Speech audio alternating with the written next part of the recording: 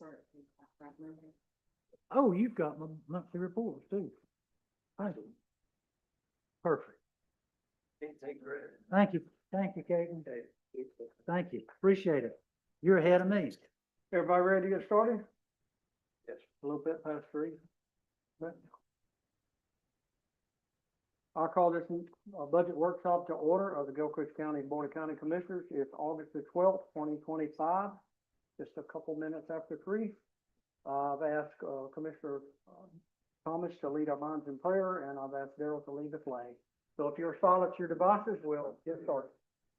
Let us pray. Lord, we come to you today and we ask you for knowledge and understanding. We ask you to help us go through this budget and make the right decisions for the people in this county. We ask you to be with our law enforcement and first responders and the military. We ask you to be with our sick and the poor and people who's lost loved ones. And we ask you for forgiveness of shortfalls in life. Amen. Amen. Flag. Allegiance to the flag of the United States of America and to the republic for which it stands, one nation under God, indivisible, with liberty and justice for all.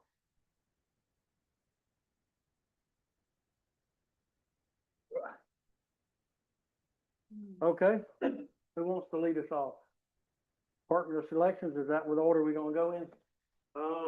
Mr. Newton, do you have a recap you want to present before? I do, yes, sir. So last meeting, the board had directed us to meet with, county administrator and trying to determine if there's any additional changes that we could locate or find. And so these are the things that we have come up with. First slide is, general fund changes. So based on the things that we located, the changes that we were able to find, initially we're recommending a change in the millage rate from 8.7 to 8.5. That would be a reduction in millage, or reduction in ad valorem revenue of right at $300,000.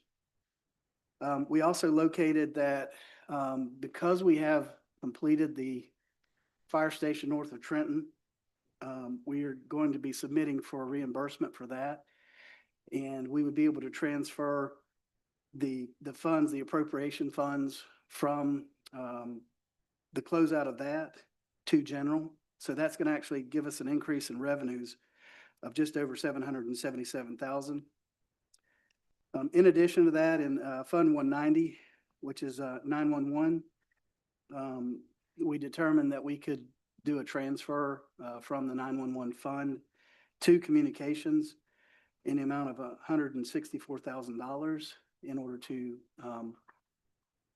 basically it would go from 911 into the general fund. So that, again, it gives us additional revenues.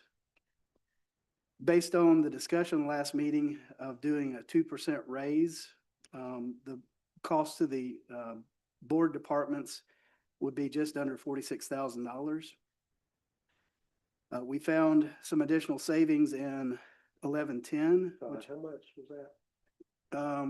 It's 45,949. That's only board departments. We'll talk about the others in just a second, but.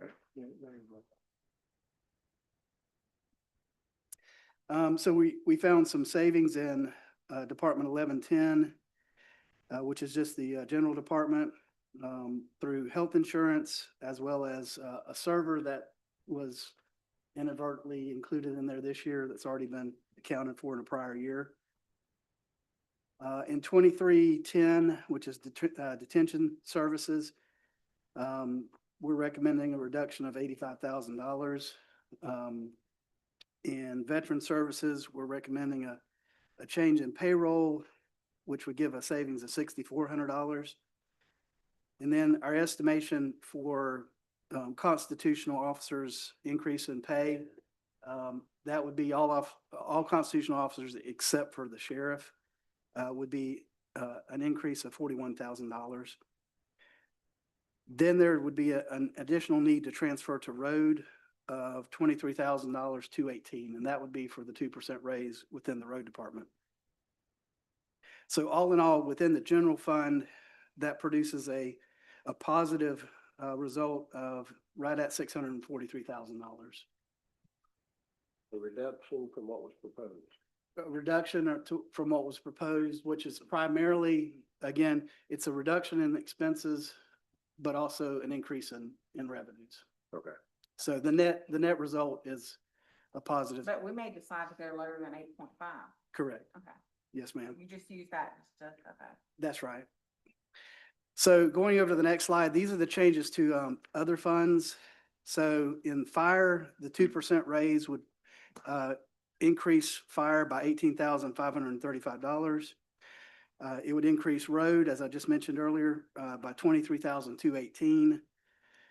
It would increase EMS by $32,057, and it would increase solid waste by $12,241.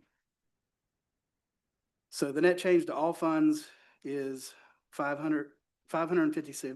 $557,000. Moving over to the next slide, based on all of those changes that were just mentioned, this would change our general fund revenues to $32,959,137. Total expenditures to $31,024,467. So initially a surplus of just under $2 million. But then we have the transfer to capital improvements of $950,000 and the transfer to the road department in just under $1.5 million. All of that considered, we're starting out now with a deficit of right at $489,000. And that would still leave sorry.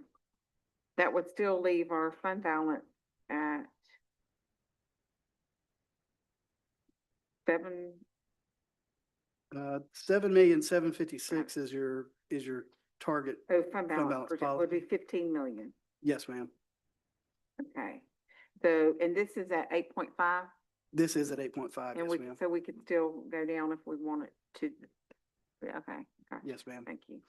So, you finished? Is this without, like, I know we talked about the sheriff's department, is this? This is not taking into account the sheriff's department at this point. So, Oh, this is not, okay. right. So at this point, we're at about a $500,000 deficit. And so it's a matter of determining where do we go from here? What other changes do we need to make? Because y'all went back like we instructed Yes, the ma'am. board to do. Correct. So we might need to instruct that to other people to do. Yes, ma'am. That is absolutely the board's prerogative. So Todd, when you say 489,000 roughly deficit, Yes, sir. you're talking about, can you explain that a little more? Sure. So basically, in the general fund, taking into account all revenues, taking into account all expenditures and transfers, you have a net roughly $500,000 deficit. So as of right this moment, if you were to say, let's take it to print, you're starting out with a $500,000. You're spending more, right at a $500,000 more than you have in revenues. So our projected fund balance for 25 is 15,577,000. Correct. What would be your projected for 2026? If you started out with the $500,000 deficit, you're at 15 million. The policy's 7.5 or 7.7. Sheriff met with y'all and decided to cut anything or do anything? I know there's been lots of meetings with the sheriff, but I don't think there has been anything definitive. I was hoping to have some numbers before this meeting as far as exactly how much their raise accounted for in the increase, as well as, the total like FRS increase and health insurance increase. I was hoping to have those numbers, but I did not get those provided to me. Yeah. Go ahead, Bill. Now, the 489,000 deficit includes the 2%, the FRS increase from the state, and the insurance increase, which is about 9%. Correct? Okay. Yes, sir. So we need to, if we're going to get it down to there or even lower, as Sharon's suggesting, we need to find some money to take out. Mhm. There. Yes, sir. And with that, if we want to go ahead and start with departments to present, I believe the supervisor is the first up. And you're going to find on pages 118 in the book.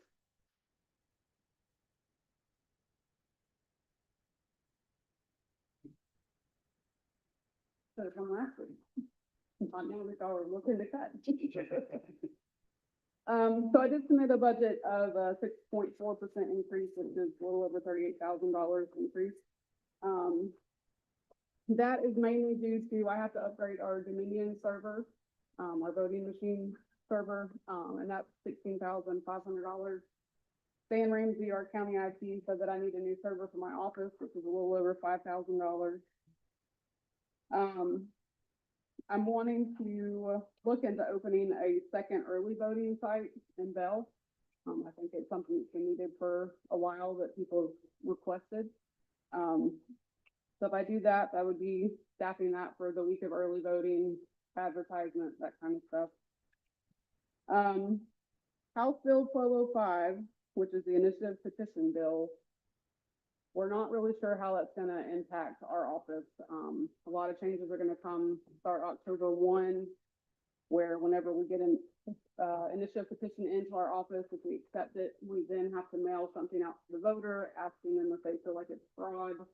If it is fraud, then they have to forward that on to Office of Election Crimes and Securities, and we have to pay for that, for them to mail that out. So it's gonna be extra postage, extra printing, all of that, which that's one of the lawsuits I'm in right now, is over that initiative petition bill. So it could change, but I don't see it changing.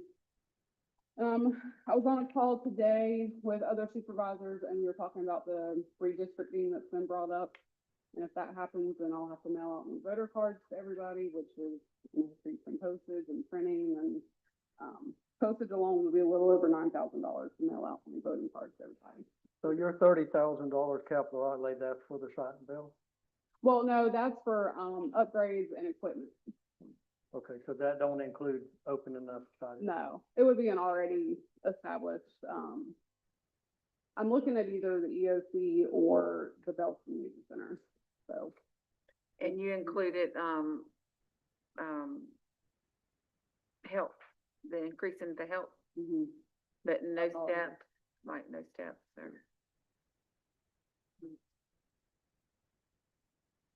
But other than that, that's my increases.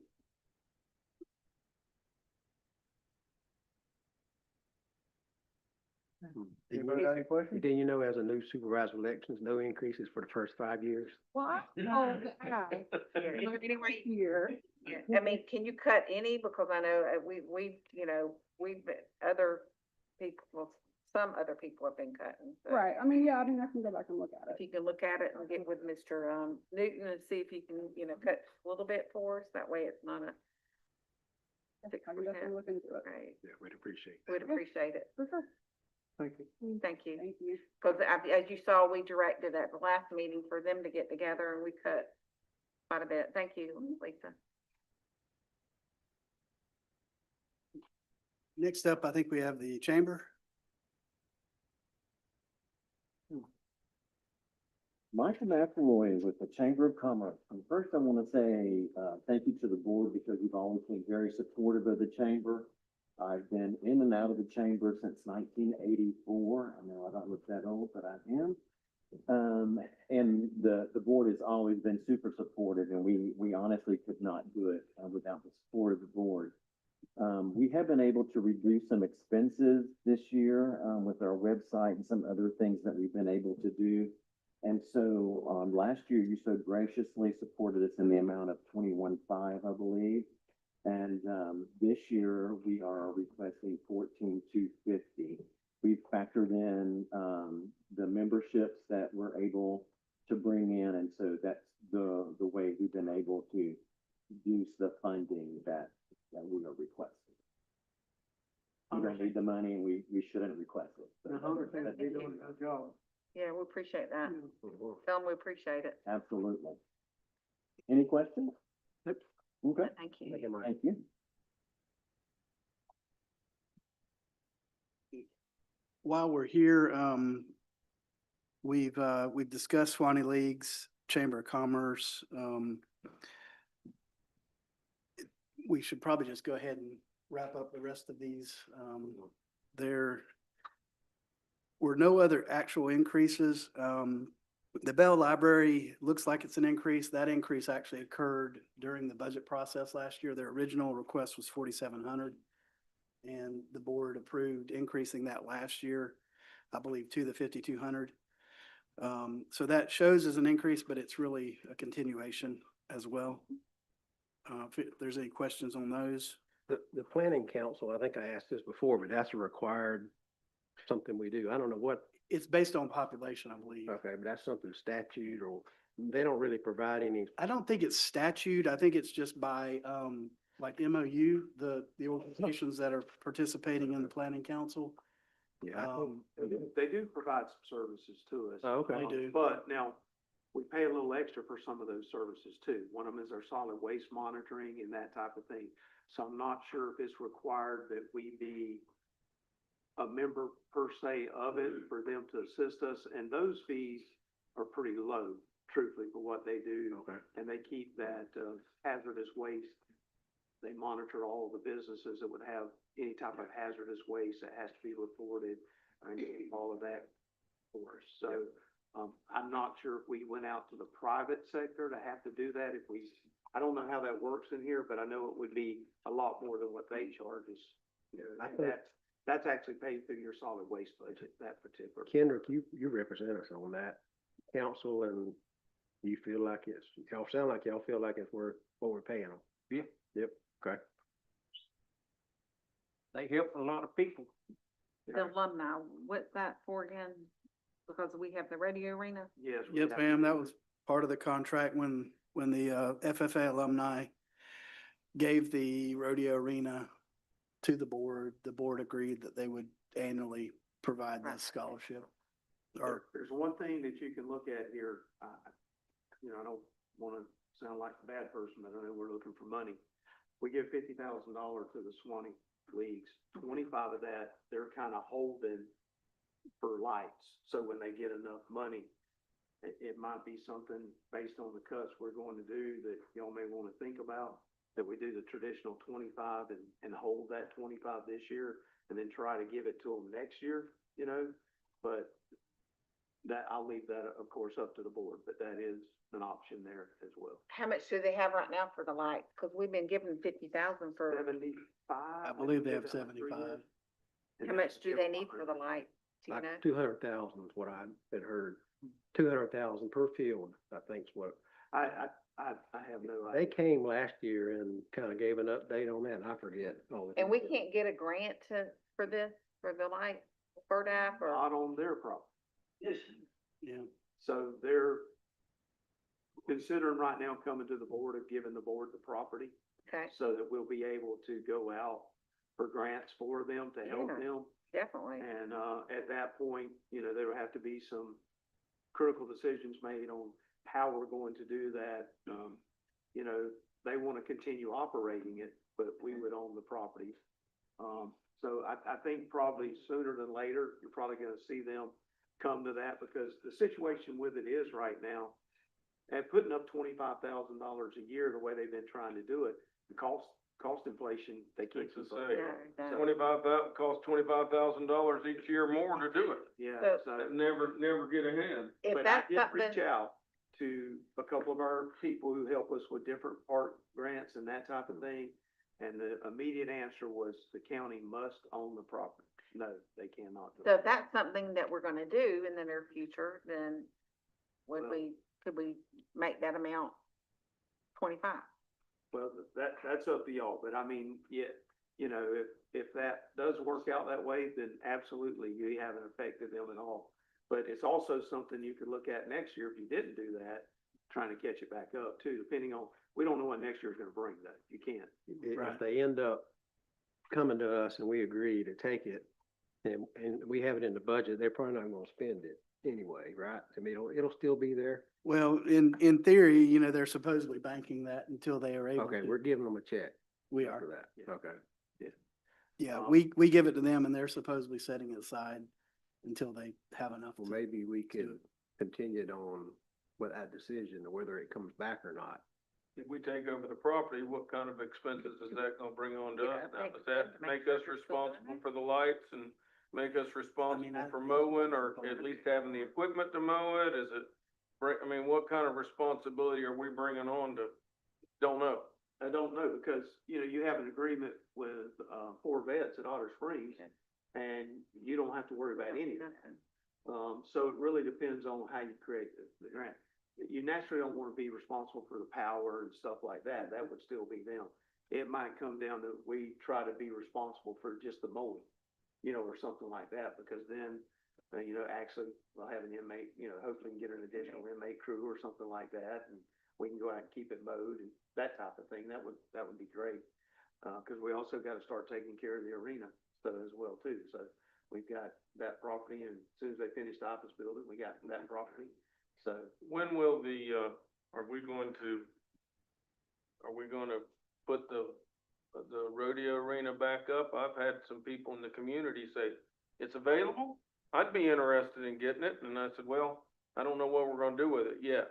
Well, what I was really trying to do is get through this budget process, and I've already talked with Jessica, because they'll have the building down there, and hopefully coordinate something with them. Because since they're there every day, then they can kind of maybe take a quick look at it, or maybe help us with, rentals or whatever, you know, I think there's a lot of options that we need to probably look at, and it might be good to form some type of committee to review and go over these options, and then bring them back to the board, to see what all it can be used for, because it's a beautiful piece of property, it's a beautiful, I mean, yeah, I mean, the arena is, it's a nice place, it just, but it is a lot of upkeep. but you also need to be prepared that the little bit we rented it, and I know we're getting off track, so we need to get back on track, sorry. We've got to look at the type of event and what you want to charge for that event, because some events are more costly to you than other events are. So that's what I'm saying, we need to try to form a committee and talk about some of those things, and there's some of them that they've had out there, I can promise you, you don't even want. I don't know if you can get enough. Yeah, with the, Swanee Valley Leagues, I think you'll find that what we're providing is, compared to other surrounding counties for youth programs like that, is well under what it would cost, to do that. So I think right now we're getting a real good deal with volunteers running it. I don't disagree. Yeah, and so, I mean, I would be interested in us looking at taking it back, as long as they're willing to continue running and all that. Well, they have talked with me some, and we've had some general conversation. And one of the conversations was that if the county, if it all works out, the county winds up with the property, then they would not want that $25,000. Okay. I mean, they did make that comment. So if they wind up giving us the property, they're not asking for that 25,000. So we pay, unfortunately, you got a budget for it, but it's paid out. It can be held until we figure out what's gonna happen. Okay. And when you say the 25, you're referring to the additional 25? Yes. Yeah, okay. So then it would just be 25 would give them, help out. I would want to leave it like it is Yeah. for right now. Yeah, we'll figure out. I know we're looking, so I just wanted to. And that's good to know, because we can apply for grants where they can't. Right now, there's roughly 11 acres down there. The county owns roughly 5, and they own roughly 6. So that's plus or minus. Yeah, So that would kind be of where great. it's at. I know we can't apply for a grant if they own it, but there are a lot of grants for that type of thing available if we did take it over. I mean, I've been to Lake City and some of these other Heard that. places, and they put in these massive, ball fields. I mean, Lake City and Newberry and all these, and I figure there's gotta be grants for it, cause nobody's just throwing this stuff up on their own, so. Well, your legislation is pretty big on trying to support kids and get them into events that keep them off the street and keep them out of trouble. They understand that process eliminates another process of issue Right. down the line, as we all do. So To answer your question, I would say yes. Of course, we're always looking at the funding, depending on how funding goes. But that is a favorable funding to support those. What I would want to do on that, if we wound up with it, I would want to look at an appropriations grant to start with, because that's going to be your larger dollar amount, to see if you could get $500,000 to $1 million to go in there and make some pretty quick changes. Because Yeah. as you know, mobilization's a lot of your fees. So if the guy got to mobilize and do lots on 2 fields, that's going to save you $8,000 or $10,000 just them pulling in. Okay. Next up, we have the library. Gonna find it on page 70. Miss Rhoda was planning on being here today, but she had a health issue today, unexpectedly. She's gonna be fine, but she just couldn't make the meeting. So as you can see, her budget went up a little bit, but what it basically went up is, Health The- insurance. it's mainly tied to the Insurance, FRS and insurance. Okay. We did have some lines go up, but we also had some lines in operation Right, go so down. her operating Well, back expenses down. did go down just a little, but Uh, her 4% is due to, health insurance and FRS. Yes, ma'am. And she has four employees, there's 4 of them altogether. According to the first page, that's what it, there's 4. Yes, I think that includes Ms. Rhoda. Yes, that's correct.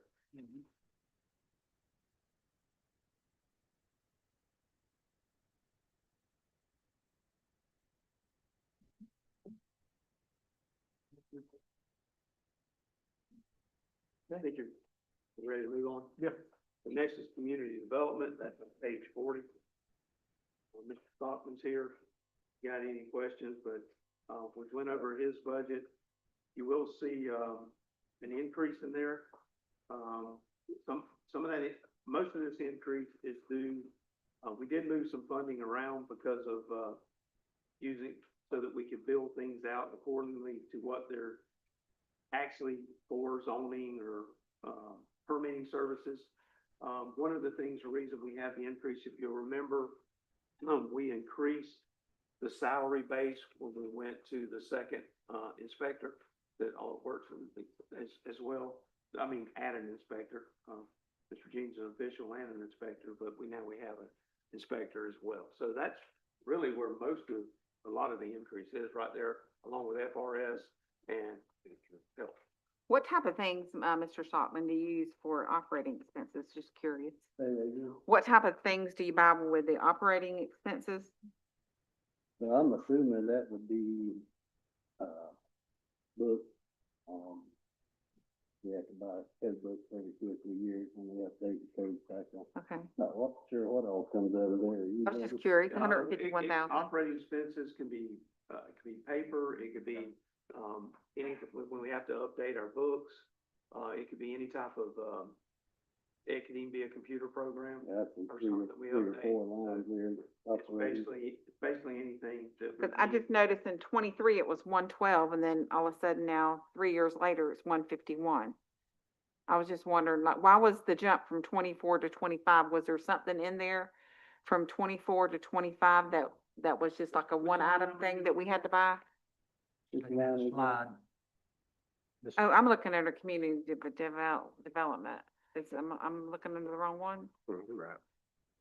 So was there something from 24 to 25, 2024 to 2025 for it to increase that much? Like, was there like a, There was, you had the change in, Mr. Lang, resigned as your planner, okay, and we started paying North Florida Professional. so they're under operating expenses? They're under professional services. I'm looking under operating. That is expense. operating. Well, Like, if you look on page 40, you'll see it. You're looking at the total. Yeah, the, And yes, it has Page cost 40 more is to a big operate because we're processing more permits, or, Page 40 in the book. and there's more additional fuel. I was gonna ask a question about the zoning, but that's because we retired Duke and, and have North Florida, so we budgeting $50,000 for zoning. Well, what That if you, is- yeah, it's actually a combination issue there. So in 25, we actually had zoning and permitting costs that were going to North Florida, all within professional services. This year, we're actually breaking out those zoning, so that we're able to, recognize how much is being spent on zoning versus permitting. And the reason for that is by statute, our revenues can't exceed our expenditures for permitting or for the building department, and zoning is actually separate. So it was just a way for us to better, calculate with, quickly, you can look at it and say, all right, this amount was for zoning, this amount was for building department. But you also have to remember on zoning, you have an income for zoning as well, too. You have a revenue. Well, I want to speak on that, about zoning. So let me start off by saying, I'm not asking for anything. I'm not asking for an increase because 2 years in a row, the permit fees have way surpassed what it actually costs to run the department. So zoning, as of year to date, we've spent $121,629, and we've taken in $67,655. That deficit, unless something gets caught up by the end of the year, is gonna be paid by the taxpayers because it's not being paid by the people that's using the service. We don't have a planning and zoning staff. We have to outsource everything. My staff has to field the calls still. We can't answer any questions because we don't have a person on staff. So multiple times a week, we take the information, we send it to North Florida professionals. They return the calls, they bill us per hour for returning the calls, but we don't collect any fees for those calls. So that's where some of your difference is. The other thing that goes hand in hand with that is, if you think about how much property is for sale, and every time one pops up, 10 people are looking at it, and they all want to know what they can do with it. They don't want to buy it unless they know what they can do with it. So those calls just keep coming. So besides the fact that we're not able to fund that, we can't give them an answer. They got to wait on North Florida professional to call them back. So what I would really love to see, I don't know if we'll ever get to that point. We used to have a in-house zoning person before I started here. I don't know if we could ever get back to that, but if we wound up putting an in-house person that was a planning zoning director and could answer all those questions, if we are able to put somebody that could help either with plan review or inspections or help with the front end, then we could fund some of that out of these building department funds. So where I'm at right now this year, based on the numbers, current expenses versus what we've actually taken in, we've taken in just for permits, not counting the zoning, $420,345. Now, where's that at in the book, the revenue part on this page 40? I don't see revenue. It's in your general revenues. So does it offset this budget though? Yes, ma'am. So what we brought in versus what we spent right now, take the zoning out of the picture. I've spent $274,548.74. So right now, if I don't sell another permit, I got $145,796 in the clear to finish out these next 2 months. That's obviously gonna grow. Well, there's additional expenses that you're not taking into I'm account just though. taking zoning out. Mhm. Everything else is money in, money out. But code enforcement is part of that. It applies to get, by statute, code enforcement is part of the expenses of the community development. It's just a separate department. I don't think there's a building department function there. So- That's what I'm. And it doesn't really matter if it's a building department function, it's by statute, that's one of the factors of those expenses are towards the cost of running a building department. So I don't see anything in my budget about code enforcement, so. It's not in your budget. It's a separate department. the community development, that's consists not of part code it. enforcement also? That's part of that. No, ma'am. But when you meet the satisfaction of the statute, you combine the two budgets to apply to the statute. You're saying we're funding code enforcement out of this? I'm saying we're funding code enforcement from general, just like I'm we. building permits. But when you look to satisfy the requirement of the statute, you take the community development budget, the building department part, and you take the code enforcement part out of the code enforcement budget, you combine those numbers together with total revenue to satisfy the statute. Okay, so, and you're saying for when she has to deal with stuff that's building department related, is that what you're saying? She has to deal with building department violations, building without a permit, not zoning stuff. Right, not wrong. Zoning violations, again, Correct. would be part of that. So that's, I'm just giving you rough numbers here. You should have the numbers, and you have not got back together since we talked on it, but my rough numbers from last year, without taking code enforcement out, just taking the zoning out,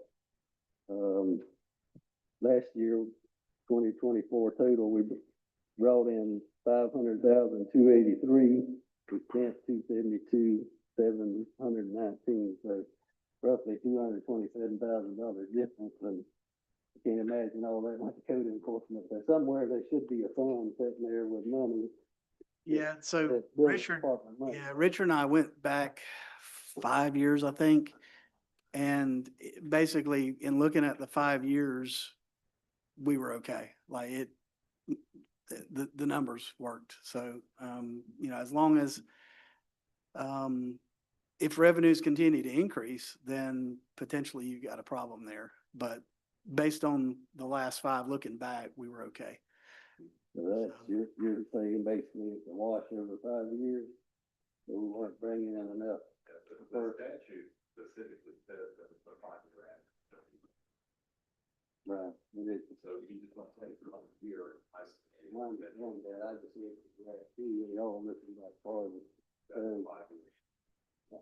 So, and it also says you can't keep it for more than 4 years, I think, unless you're planning to just build a building or whatever, so. Correct. At any rate, what I would love to see happen, two things that's not in here. Obviously, it looks like the money's here, even if some comes out for code enforcement. It's not on this sheet that y'all have because me and Bobby haven't really had a chance to go over this. I've been busy training on the front end for my staff that's getting ready to be out for a couple of weeks. So what I don't have in here, we hired an inspector. I've got him in the truck that I've had since I've been here. It's got 100,000 miles on it, and it's the only truck we got. So he's in that. If I need to go out for whatever reason, somebody needs something, I have to borrow Bobby's truck or Donna's truck.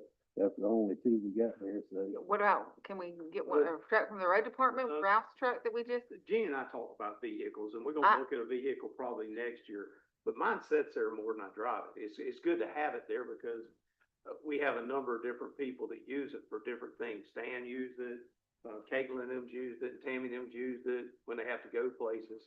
So they're always welcome to use mine. I tell you, bottom line is, if I gotta get somewhere quick and it ain't out there, I'm gonna get my personal truck and go, cause that doesn't bother me, to do that. I've already had to have his a couple of times. I just hate to tie his up.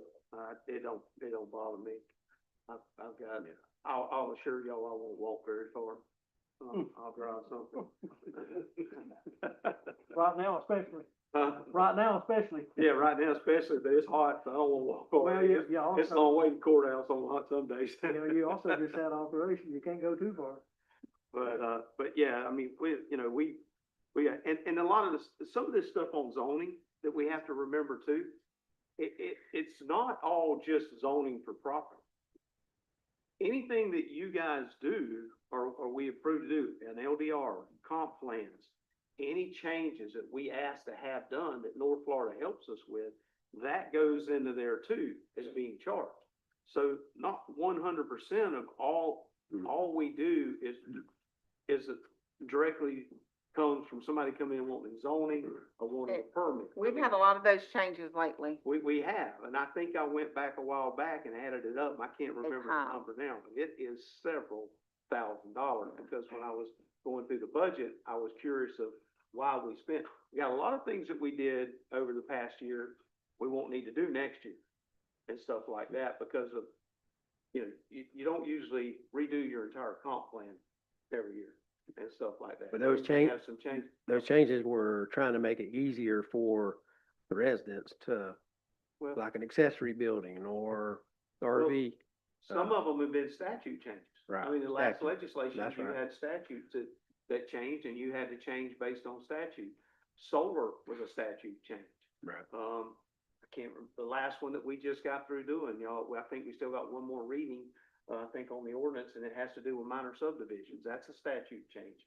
So there's a lot of things you have to do like that you have advertising, you have, expense of getting the ordinance written, you have, I mean, there's a lot more than just what walks in the front door. But the increase we're seeing proposed is mostly FRS, insurance, and the change in the position Yes. that we've talked about. Right, because Okay. if we did increase, the zoning some, because we've had so much zoning, but if you look, if you go line item by line item, the 53-101, which is your top one on professional services, we discounted that $35,000 because we're splitting that out.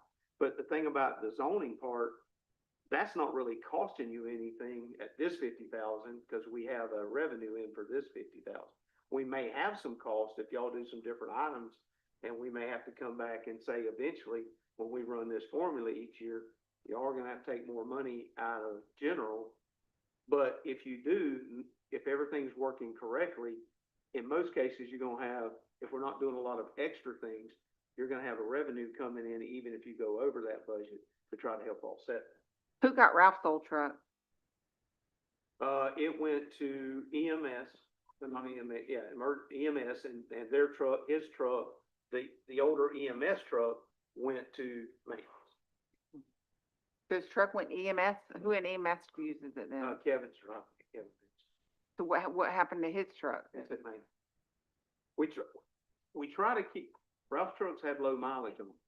So we try to keep the low mileage trucks in our emergency response. You know, and then we moved those trucks to their maintenance. Actually, the day the way that worked out, y'all approved that. We got the truck, and the same day we picked up the truck, we had to speed up the process of picking it up because their truck tore up, the one that we was planning on replacing. So we made all that shift pretty quick, so. So Richard, can you verify that we're not taking in more revenue from permitting and all than what we're using in the budget? Yeah, Over a 5 year. Because the expenditure is high. But let me give you an example.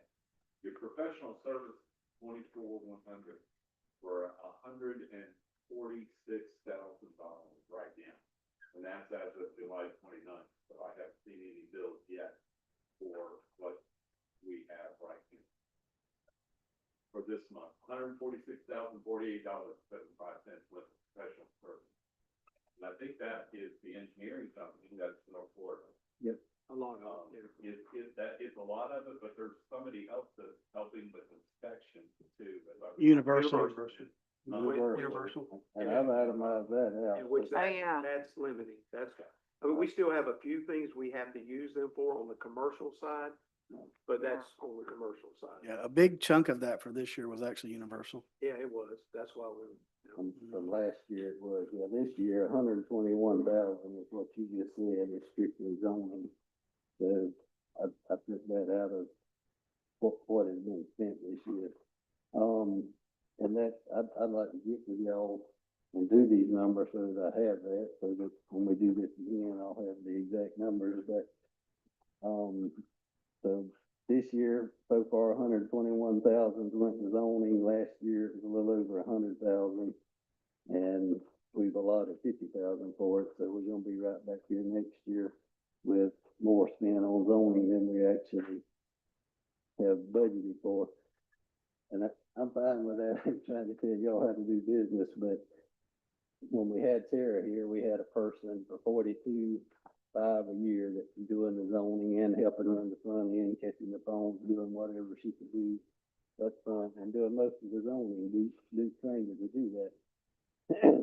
Now we're spending $121,000. I don't have that person up there to do that.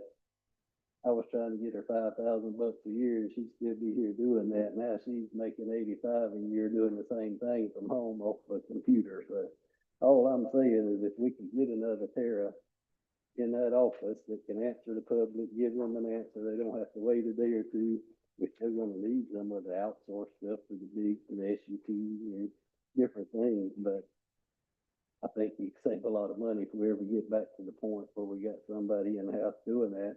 And if we would get somebody that has either a plans examiner or an inspector certification that can do part of the other, help out a little bit with that, then we can use some of the surplus that's coming in from permitting to help pay for that position.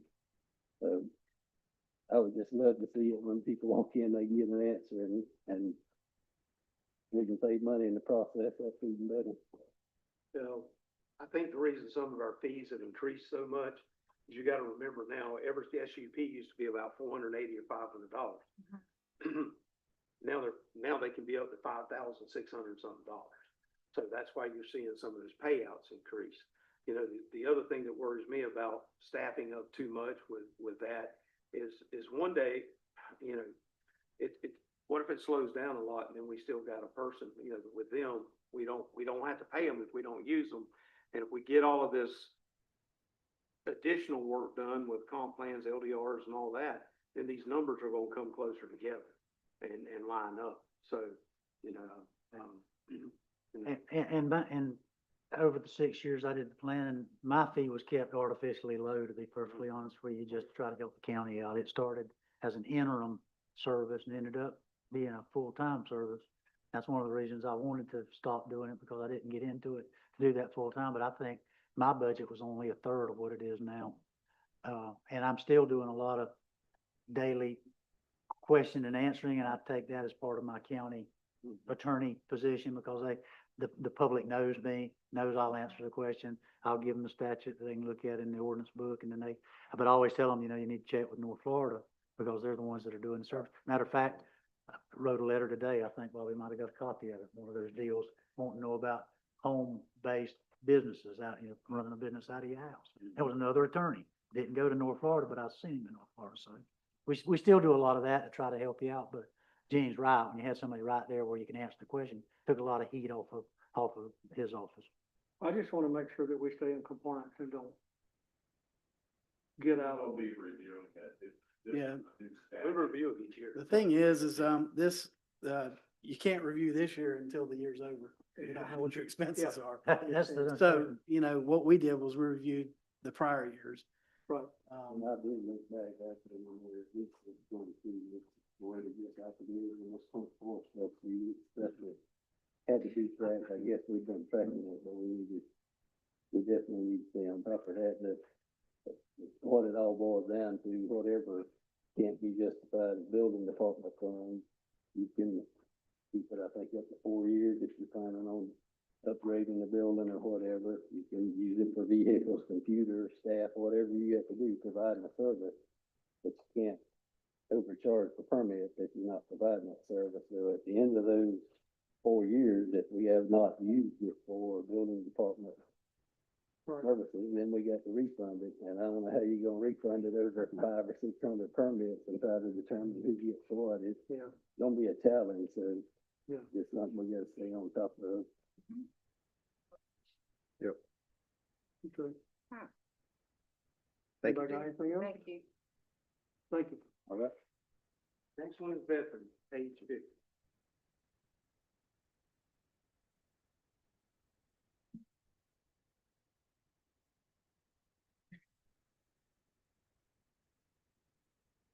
Hello, everybody. Good afternoon. Hey, how are you? I'm good. We We have got some better services back again. We did go back and reduce this, was able to reduce this budget some. I think it was $6,000 some odd dollars, if I'm remembering correctly, actually $6,400. But with that, we've got about a $5,000 increase. We still have a little additional hours, But what it'll do is allow 24 hours a week in the office is what it'll allow. Or in some cases, Steve goes out to, actually, he makes home visits, hospital visits, and whatever he needs to do. So, it'll help support that as well too. But I see nothing in the operating expenses increase. It actually went down. It went down. But it doesn't look like you're spending what your budget is. No, sir, I'm, like I've said for quite a few years, I'm more function over form. I like things streamlined. I like to just get in and do it and be done with it.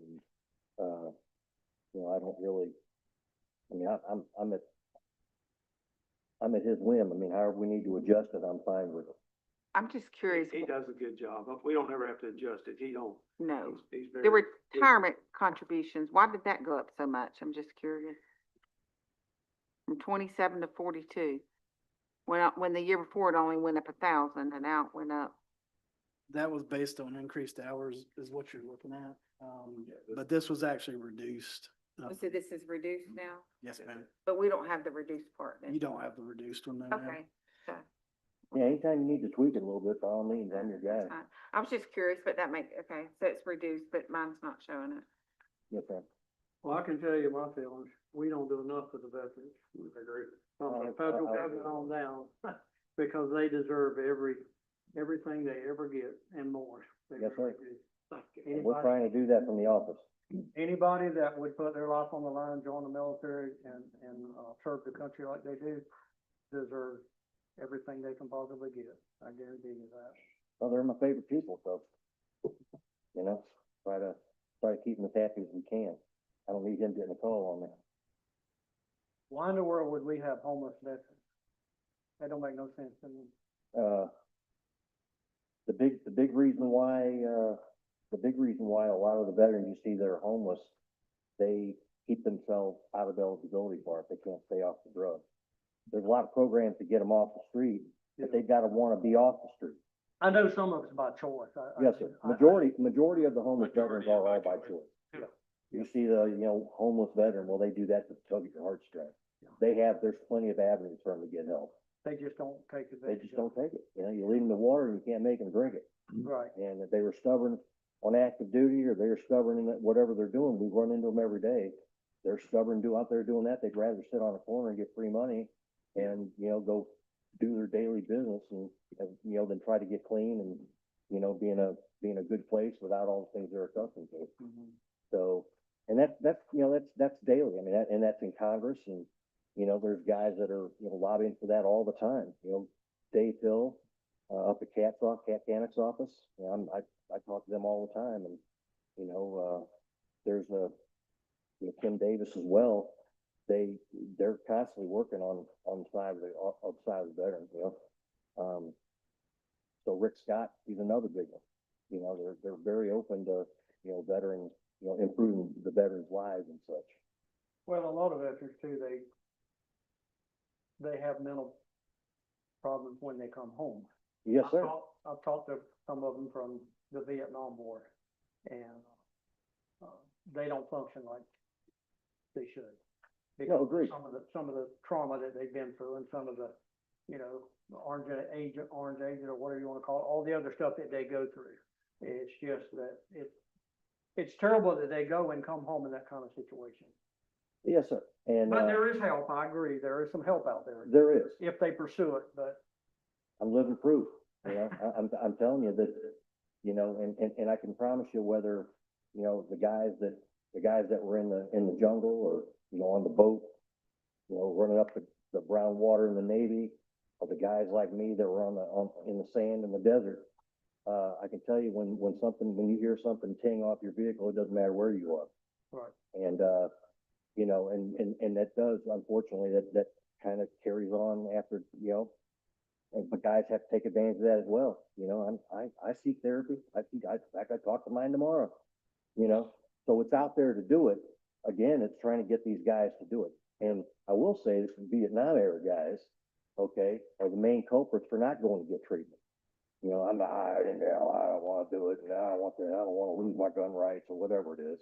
you know, so I'm always over there trying to talk to the, you know, our older veterans, trying to get them in there. Right, You know, a lot of them don't even know they're eligible for medical care. right. You know, they've been out here flapping, sitting in their trailer and, you know, they don't know. And yeah, all you gotta do is go up there and take the DD-214 and they'll get you in the system. And then, and then there's guys like me that'll just go pick you up and then I'll have DAV bring you back home at night. You know, so that's just one of the things we do out of the office that isn't in the office. You know, there's a lot of them, they somehow or another, word got around that, oh yeah, go talk to Steve. Okay, well, they do, you know, and then away we go, so. A friend of mine from Lottie was a Vietnam veteran, 19 years old, stepped on a mine, blowed his leg off, got a 100 metal fragments in his other leg, got shot through the arm. And I've always told him, anything you need, you deserve everything. Anything they offer, you take advantage of it, because mentally he's pretty good. He Yes. does have some issues, but, just the stories that he tells, I honor people that do stuff like that. I mean, I can't hardly imagine a high school student signing up to go into the military and put their life on the line like that. Yes, sir. It's just, Yeah, it's I'm glad certainly they calling, do. I'm glad they do. certainly calling, it's a way to pay the bills, that's the way I look at it, so, you know, that's why I did it so long. Hey, it kept me in a job, you know. Well, thank you for all you do. Yeah, thank you for Absolutely. everything, My and pleasure. you do a wonderful job, Well, thank you, dear. and thank you for your service. And I'm certainly trying to carry on the flame of the fine, you know, gentleman, Mr. Jim Nash, Yeah, you know, and I still get people asking me about him.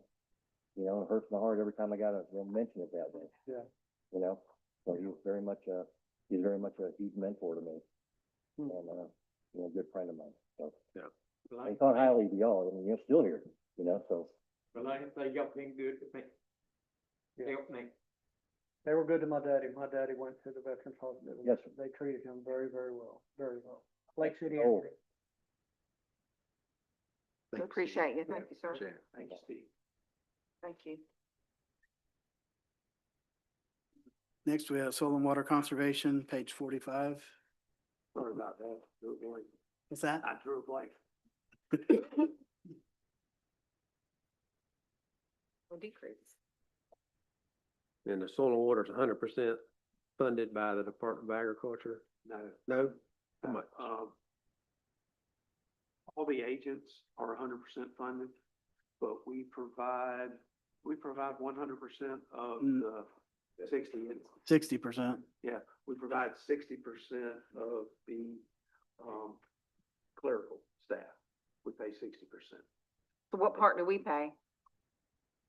Ma'am, What part do we pay? 60% of clerical staff. Which is what? If you go to the revenues, you'll see, I'm on page 45 in my big book.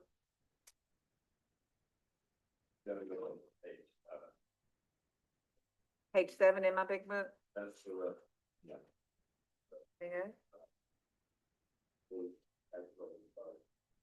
Okay, I'm there. we probably pay somewhere between 35 Page and 40. 10 in my big book. I'm there. page 10, we get $240,000. That's what we give them. No, that's what we receive. So the additional is the amount that the board actually covers, So we cover then, 33,000.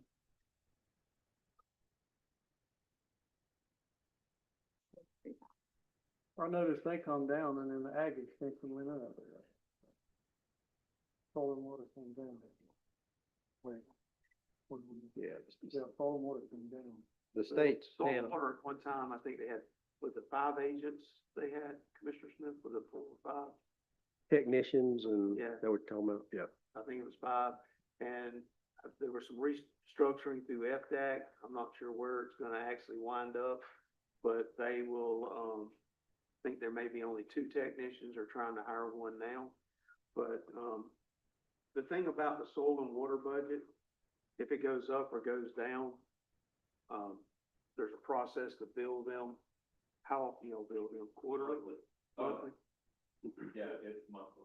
Okay, and then they refund us for whatever those expenses were, because they also use our fuel island, and if not, they use one of our cards that the board approved, where they can buy fuel out on the road, so they refund us for all of that. 100%. Wesley pays, couple of weeks after the month end, he goes back, figures out exactly how much their expenditures were, which operating expenses and so forth.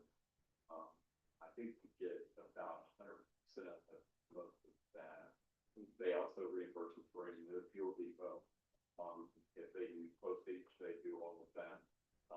Then he goes in and factors in what the accrual is, 100% of the technicians and 60% of, I think her name.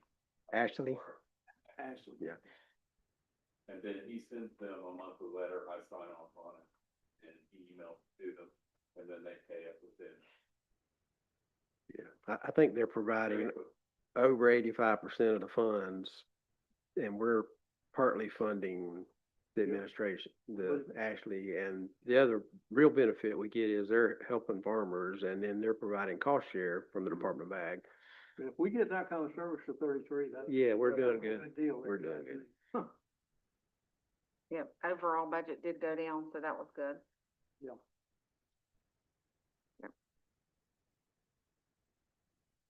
They do it a lot in the schools too. That's right. Education. They do. They help them with soil, water, Land soil, judging. land judging and speech contests and some other stuff. Next up, we have the medical examiner on page 43.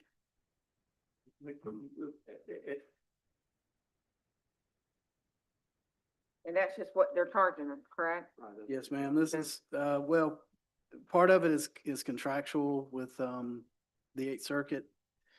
104,575 of that is contractual. The rest of it is based on projected expenses for, transporting bodies and as well as for indigent funeral services.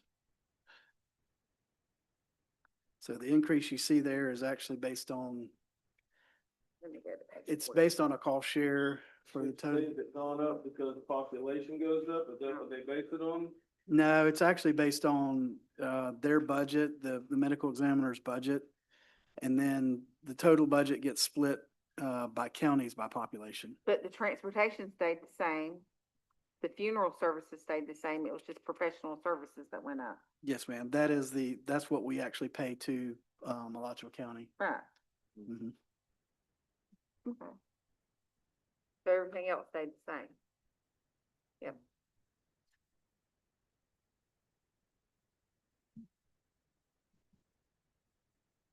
Next is the rodeo arena on page 74.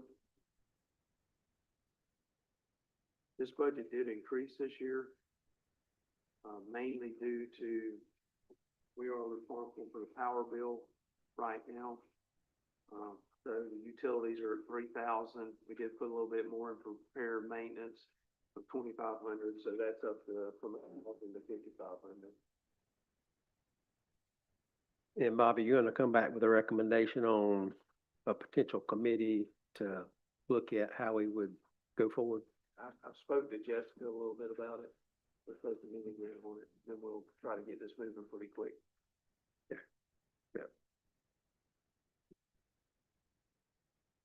That way maybe we could start renting it again, maybe? Okay. Thank you. We just need to, like I said earlier, we gotta evaluate those costs on what the cost is gonna be to the county on the event, so we can make sure we're charging. Absolutely. Yeah, because if we're losing money, we might as well let it sit and lose money. And then we can get FERDAP grants to make improvements there, can't we? I'll check and see. But- I think we checked on that once before, but we may can, especially since are gonna start letting SVL use it some, that may actually give us some more points on the FERDAP score. Are the bathrooms ADA compliant? Is that something we could, maybe see if a grant could help us with that?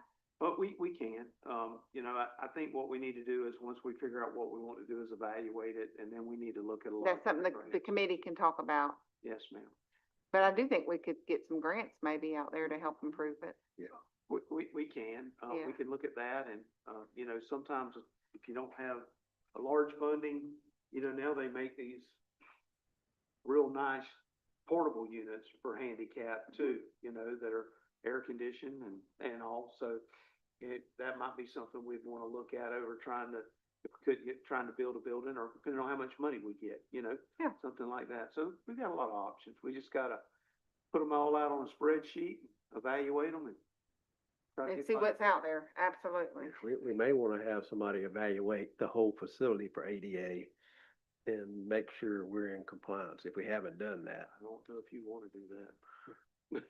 Well, We can. Well, there are rates on all the concrete Yeah. for getting to the bleachers and all that, that was, It, there's already slopes there, it's not like you're gonna have to, we don't have stairs going to that stuff. I don't know, it has to be ADA compliant for getting in the arena, as most of your handicap would not be going in the arena itself, unless there's an event where they're using the arena floor, and then they always enter from the outside, but, I hear you. There's lots of things have changed in the last few years, and it might be good from a liability standpoint to get somebody that really knows to evaluate. Mr. Lang, you can advise us that way maybe, but it seems like, I've heard some other facilities having to do that. That's the only reason I throw it out. and I'm sure there's grants Yeah. specifically for getting things up to ADH compliant. Yep. I will tell you this, that we know for a fact that your bleachers are not ADA compliant. the bleachers aren't, you're probably correct. Yeah. But they were built a long time ago as well and built, but we can do an ADA evaluation. We actually have one of our engineering firms who do ADA evaluations. So you may have the first of the year, we'll look at doing it, after October, we'll look at doing an ADA. That should probably be in your 5-year plan anyway. I know the county probably has one on what they were gonna do over a set period of time. Well, an evaluation will help us for grants too, because then we can show that we don't need to do bleachers, we got a reason. And there's different grant funds out there sometimes. I've seen the FERDAPs give out 50,000, and then all of a sudden they pop out one for over 100,000 if it's ADA related. Yep, so we can look at those, okay. Mr. Newton, you want to go over your, I think we're on fire now. Do you want to, review Yeah, I'll the give a fund quick- balance analysis? Yeah, give a quick analysis of fire fund balance.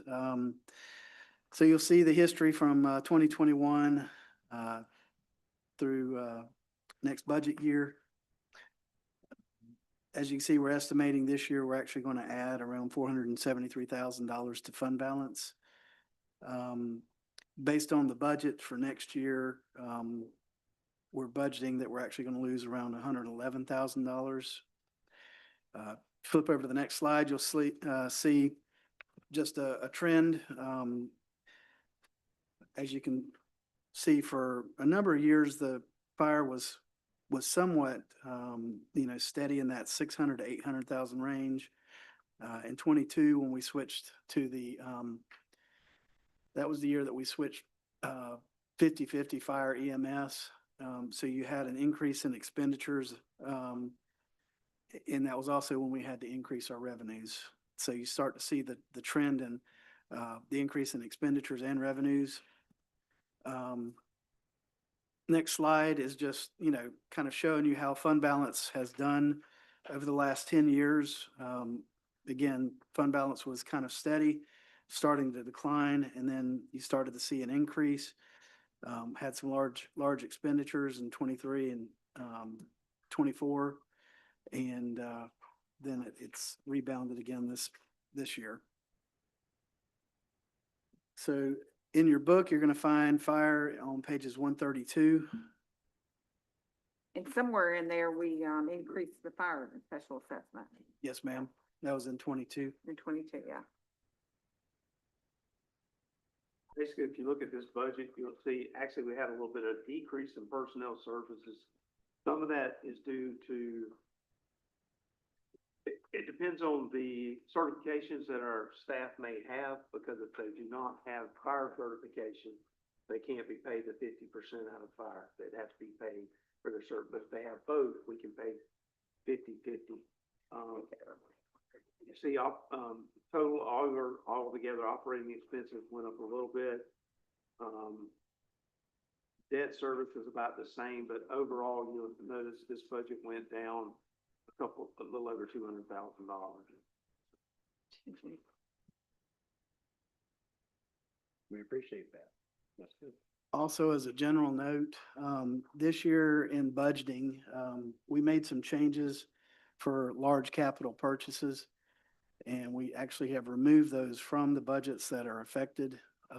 So for instance, in fire this year, we actually budgeted, in our capital projects, fund to purchase the squad truck as well as the pumper, that we received state appropriations for. Is that for the 32,000?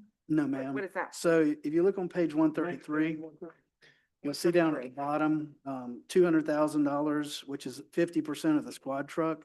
So you may recall we received $400,000 appropriation. That is that state appropriations. And then we received $975,000 in state appropriations for a pumper truck. So those items are still in the budget, but they're just not within fire. I'll tell you the reasoning for this is we started recognizing that in having that large equipment within those departments, it was requiring additional fund balance within those departments in order to cover those large purchases. So it reduced our fund balance requirement within fire to not have that $1.175 million within the budget, if that makes sense.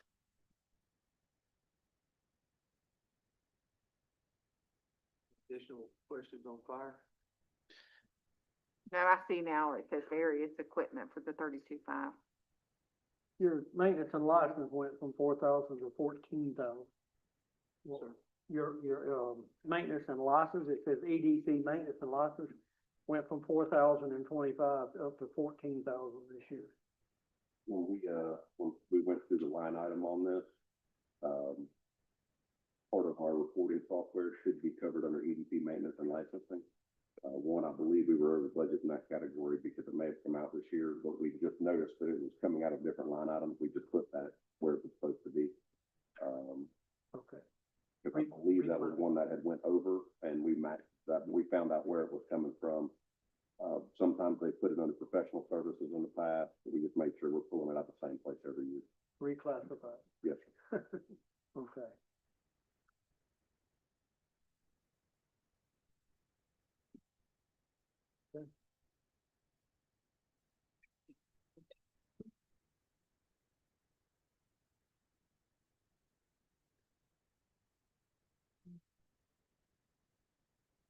There's no other questions. Go to 134.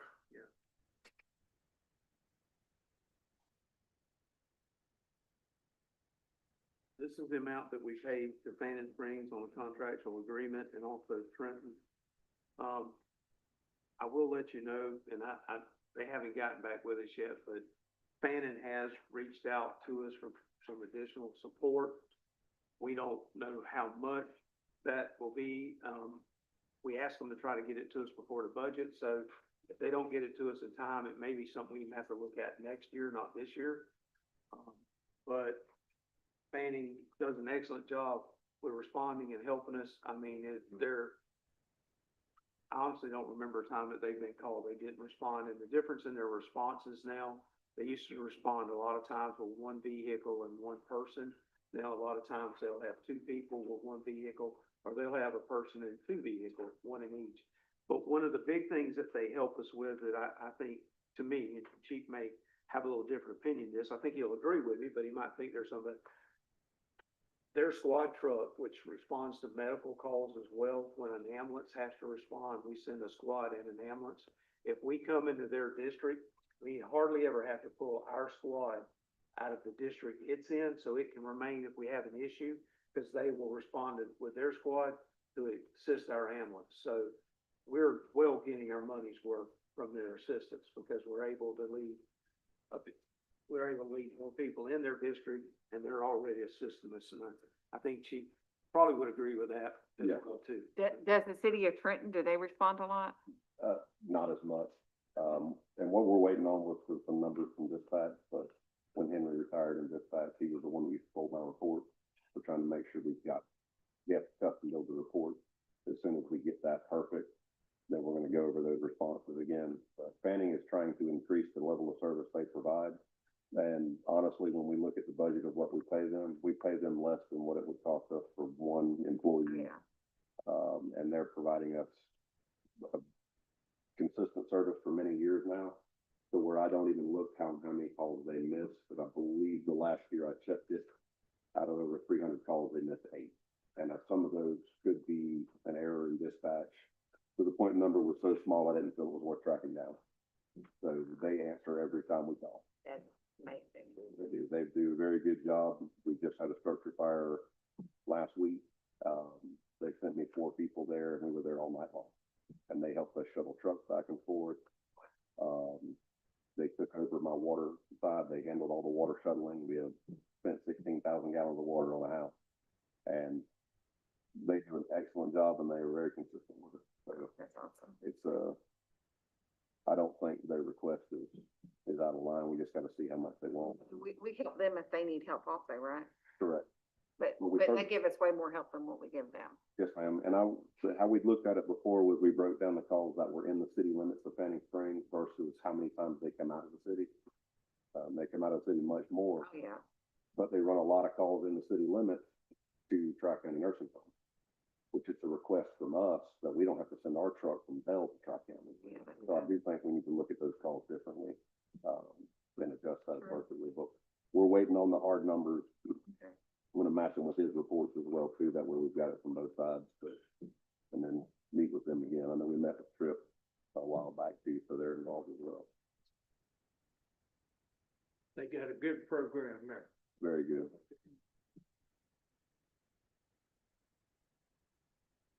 We'd like to move on to,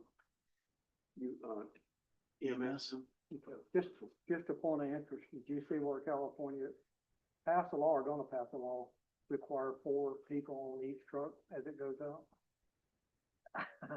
That would affect your budget real quick, wouldn't it? Very much so. And I mean, there- the law is gonna require that. There already is regulation out that, Yeah. that some meet and some don't. It's just not it's not a law, but NFPA already has those numbers in there for what's supposed to respond on a truck in a rural area, urban area. Yeah. Stuff like that. So we're already trying to meet that. All right, so next up, we're gonna look at the history of our MSTU for emergency medical services. You can see back in 2017, our millage rate was 1.0996, which produced around $673,000. You can see the history of the millage rate over the years. This year, we've been at 1 mil, and our budget is currently based on the 1 mil. If you were to leave it at the 1 mil, it would generate just over $1.5 million in ad valorem revenue.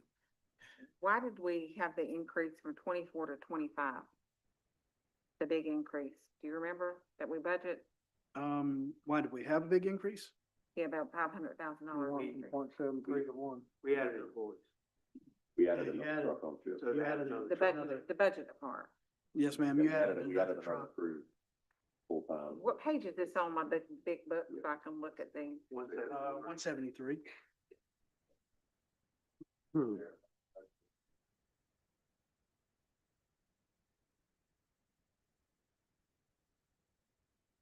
I mean, you're projecting even with 1 mil, we would be in a deficit in the fund balance in 26? No, sir. At 1 mils, you would have $140-something thousand in surplus. And actually, if you want, I'll just, start going over kind of where we're at. If we, looking on the MSTU slide, it shows that at 1 mils, you're recognizing an increase of 192,204. At rollback, it's basically flat, would have an increase of just over $45,000. So the difference between rollback and if you were to stay at 1 mil is $146,777. In meeting last week, Mr. Crosby and I were looking at it, and I know the board is definitely looking at trying to provide savings wherever they can. And, you know, our recommendation will be that in EMS, you could probably go ahead and look at rollback. It would basically, in essence, almost be flat if you were to do that. So. The you know, rollback, that means there won't be any tax increases if we do that usually. rollback in the MSTU? Right. Yes, ma'am. Which is 0.9026. Right. Point 9026. Basically, whatever they paid last year be about the same. Depending on, yeah, it depends on their values, you know, Okay. every year your values change. So I mean, it's a factor of value and millage rate. So as well as, you know, if you're a homesteaded property. So if your values increased a lot, Yeah, mine did. then, Doubled. you know, then you're probably going to see an increase still because, Oh. you know, there's the potential, let's just say. You know, I can't just tell you that if you go to rollback, they're not going to see an increase because their values may have increased greater than the decrease in millage rate. We're dropping the millage, you're suggesting dropping the millage rate.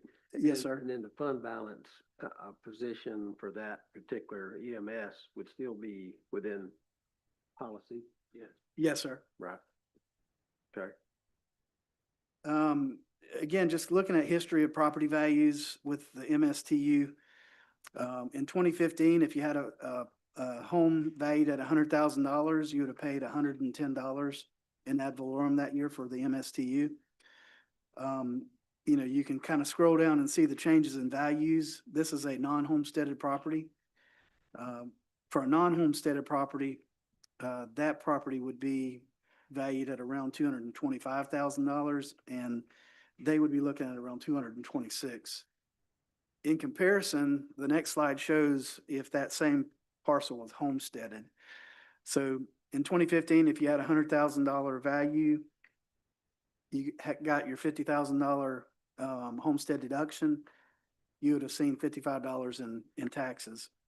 Scrolling down to 2026, with the 3% cap, you'd see a value of $128,000, and you'd see an ad valorem tax of around $79. Now, this is a very simple illustration. It doesn't take into the fact that the legislature since then has put in an additional $25,000 homestead exemption.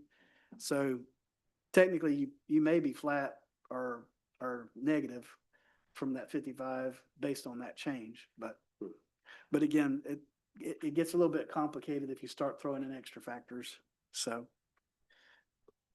looking at the fund balance for EMS, you can see the history of the fund balance from 2021.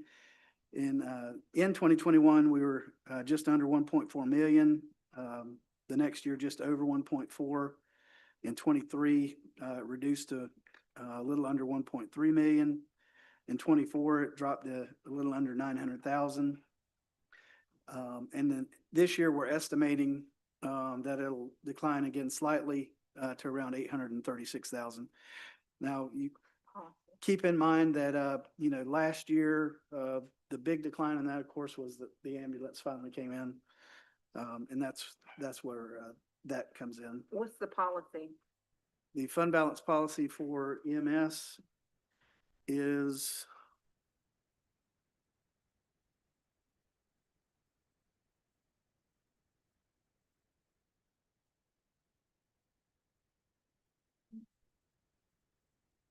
lost my math. 547,000. So we're still 400,000 over about. And as I mentioned, currently, you know, we're budgeting a surplus of around 113,000. So after the raises were put into effect, before the raises, we were actually basically a wash if you were to go to roll back. Now you'd be looking at a slight deficit if you were to go completely to rollback. But if we go to rollback, we're still gonna be 112,000 plus right here, correct? No, ma'am. If you go to rollback, you're going to reduce 146,000 from that number. Then what is this 112 here I'm looking at that shows? 112 is based on, Change in fund balance. yeah, that's your change in fund balance. If you were to leave it at 1 mils, So you're, right now, this is at 1 mil, what I'm looking at? yes, ma'am. Okay. Yep. So at 1 mils, you've got $113,000 surplus. Again, if you were to go to rollback, you're reducing that revenue by $146,000. Okay, 146,000, but we'll still be in fund balance. Alright. Next slide, again, just shows the history of revenues and expenditures over the last 10 years. And you can see that it's been somewhat of an incline, but not as drastic as some of the others. And of course, part of that is due to the shift in the way we utilize EMS and fire. Because in 22, you would have had that reduction in overall costs in EMS due to the shift to fire, if you recall. Next slide, basically, again, just shows the history of your fund balance. You can see that it was increasing up until 22, and then we started to see the decline. And again, part of that is due to the ambulance coming in.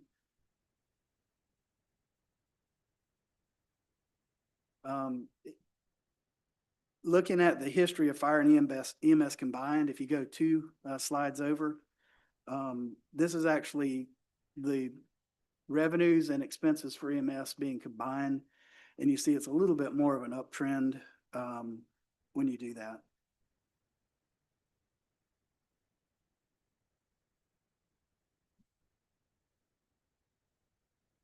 And you'll find EMS on page 173.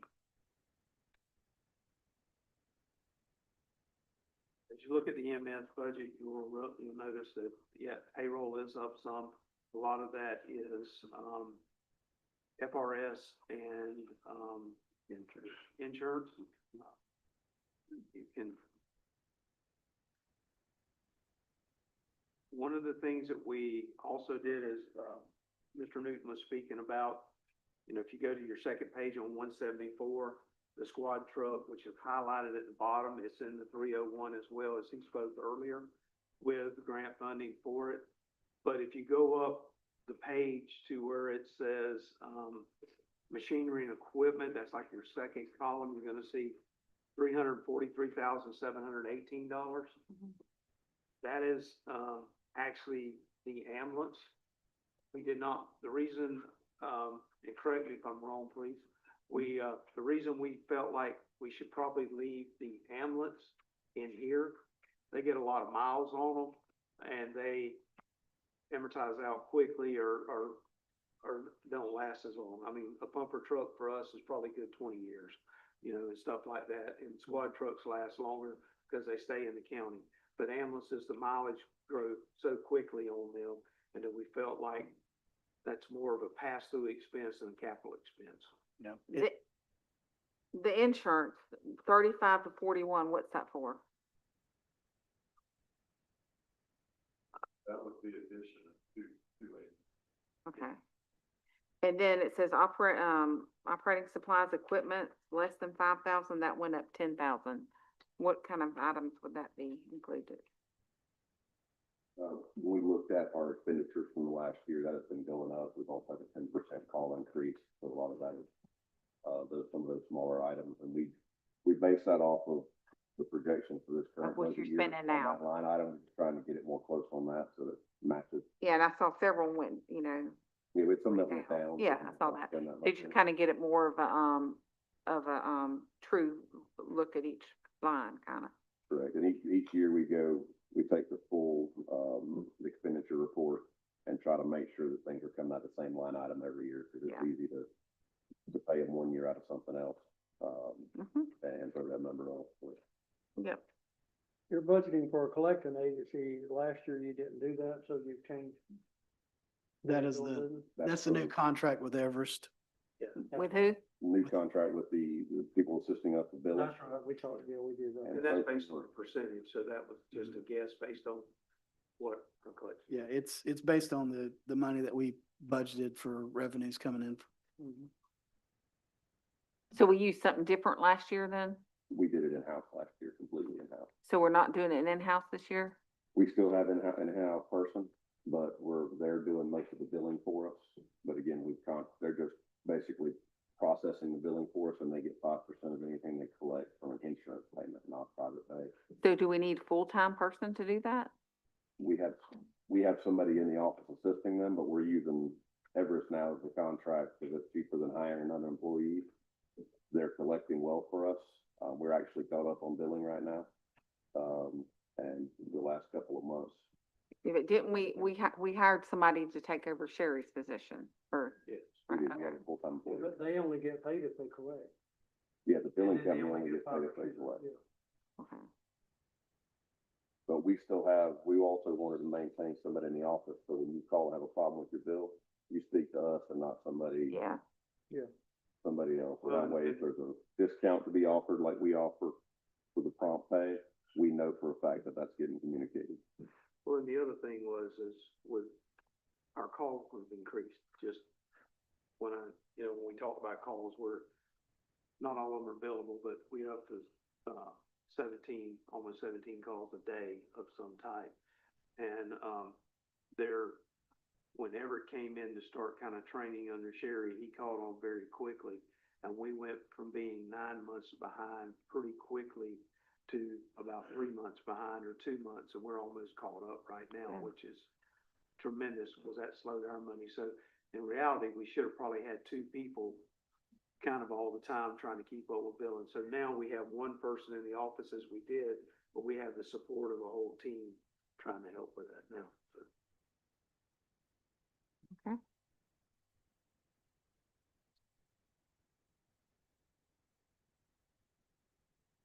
Is there any more questions on EMS? No, but before we go to the next, whatever, I would like to take like a 3-minute break. Cause I don't wanna get up and Okay, leave and let's miss take a anything. break. All right, thank you, Mayor. Appreciate it.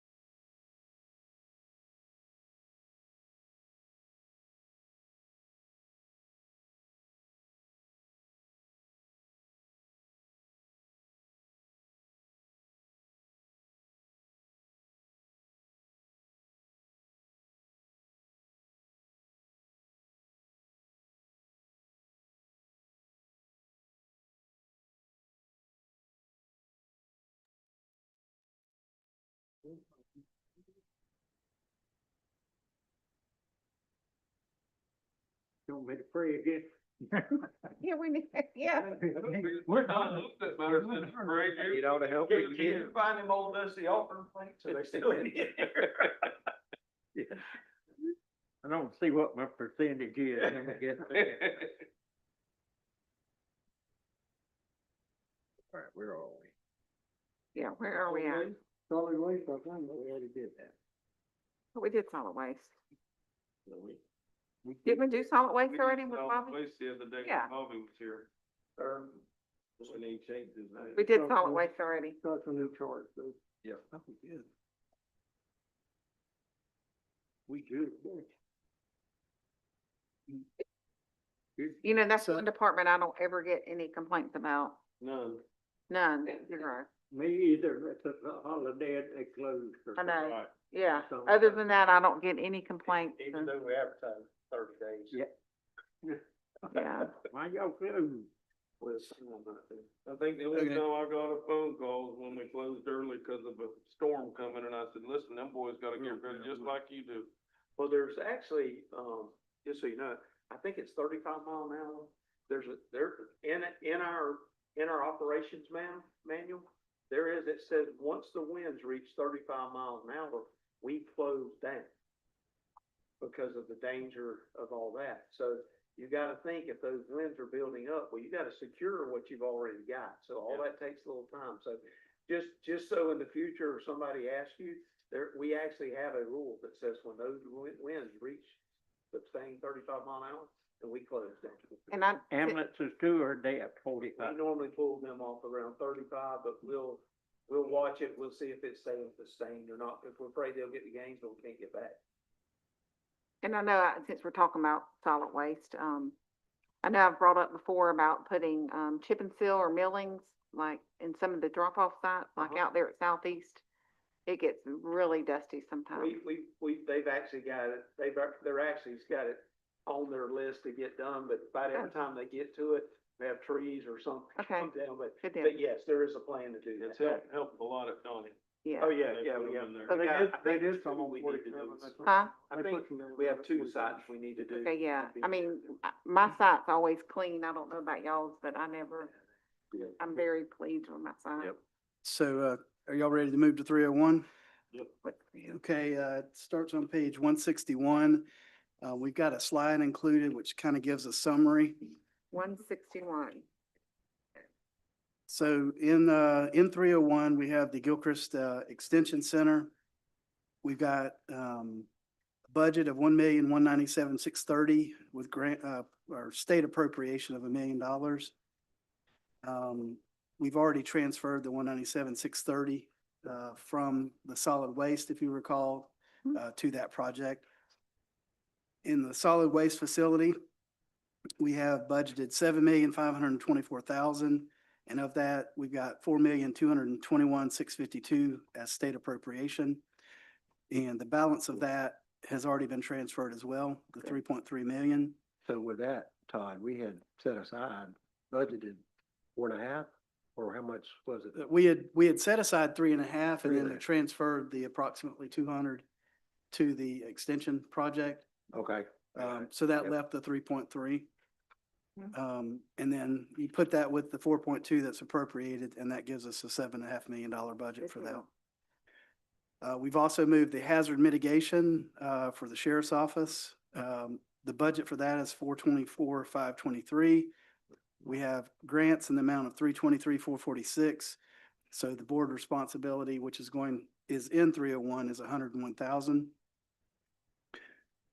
When are they gonna be through with that? I know they started. When are they gonna be through with it, you reckon? Do you know what they're I projecting? don't know the actual projection date of being through with it. The roof part should be through this week, Right. but there's also some interior work that they have to do as well, where it comes to tying everything in and tying it down, so that roof would be hard. And, you know, We've got the jail debt service payment, which is required to be budgeted for in the 301 fund. We have the squad truck expense of 400,000, as well as the 400,000 in appropriation from the state. the $975,000 for the pumper truck with the same amount in state appropriation. And then the county EOC expansion, we've still got budgeted right at 371,000 for that project. And we also have grants to cover that amount. You know when we're gonna start on that expansion? No, sir, the grant we have now is just for design. So, once the designs are done and turned in, then it'll be the fact that they actually fund the design. So that could still be a couple years down the road? Yes, sir. Okay. And the last thing we have within 301 is we did budget $500,000 this year to do some chip and seal projects. That would be good. We have, run that, machine now, that machine that grinds everything up. And, so what is the, thoughts on that machine? Is it performing the way we expected it to perform, or is it overperforming, underperforming, or performing as we thought? No, it absolutely does a good job, you know, and, you know, we got it all figured out for the moisture rates and different things. But really where it does help, it gets the road back in the condition that we can work the road a little better. We might need to be doing a little deeper so that would last a little longer. But one of the big places we've noticed it saved us a lot is the amount of rock we use, because we're reconditioning the current rock so we can do the road quicker, get it done. Not saying we don't have to add some rock, but if you come in to re-rock a whole road, that could be 30, 40, 50 loads. And in this case, we may be reducing that to 8 or 10 loads and then reworking the road. So, yes, we need to, we're working Every out, load trying of to rock get it is out a money. little bit more, but it's almost raining a little bit too much right now. So, yeah. You know? And that depends on where you're standing. Yeah. So, you know, but yeah, but I would say that probably what we paid for that, we have probably come close to saving. I wouldn't say we've saved it all yet, but just in the amount of rock we've saved to purchase, we probably would be pretty close. If we were paying $500 a load, we probably would have that stuff. Yeah. It's not a miracle worker, but it definitely makes a better. And has Well- maintenance been an issue? No, and haven't that I'm aware of, other than just general, you know. Bobby, But if we do this chip and seal, I think we're gonna find out that, that machine really comes in handy, because we gotta do prep work for the chip and seal. Oh, yeah, definitely. can you, so I had somebody the other day make a statement, you're not really using that thing, it was a waste of money. And I, provided some feedback response, and I know you sent us a list of roads we've done, and can you just work on a little one pager that says, this is the ones we've done, this is how we think it's saving us money? And that way all of us would have that and be able to message it, and we could even put together a little news release or something on it. And Well, y'all asked us to start releasing some of the stuff that was in the state of the county. And, Miss Caitlin's a lot more efficient than I am. The next day, she had all that broke out. All right. And, hopefully we get through this budget real soon and I can actually spend a little time reviewing that. But she's already got some release clips that she wants to put out, some, not the whole thing, but partials of it. And I had it up before I left today, but probably gonna get some of those reviewed and go ahead and try to get some of those up, here this week and first of next week.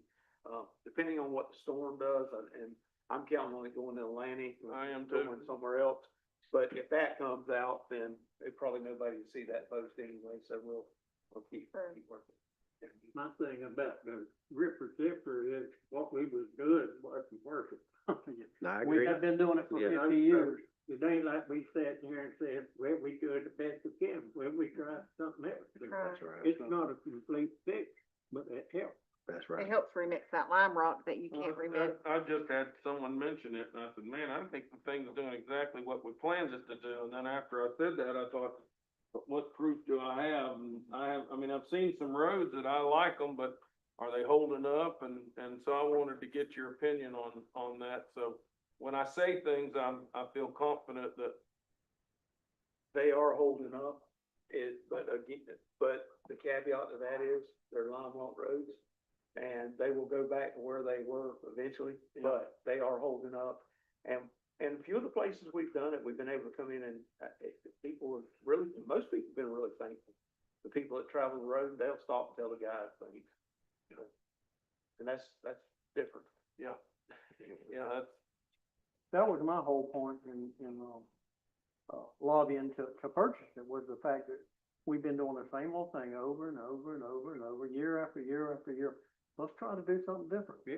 And, if it works, hallelujah. If it don't work, then we've learned a lesson from it, but I don't know how it could not work, and it does. It does. I know we didn't chip it. We redid Dixie Highway out there, and let me tell y'all, my complaints went to almost zero. It was the best thing we could have done for that road. Yeah. I know it's gonna get paved one day, hopefully, but it has made a lot better road out of it. it has. There's a fella who's a bus driver, lives out that road, and every time he saw me, when I go up to the bus garage, he'd complain about that road. And since we did that, I've seen him up there, and he has not once complained about that road since that was done, and I said. Yep. Yeah, it works. I'm telling you, it works. And after I seen that, that's why we said we need one of these machines. And like Bobby said, if we happen to do chip and seal, we won't even have to bid that part of it out. We can do it ourselves and save a lot of money, just having the machine to do it with. All right.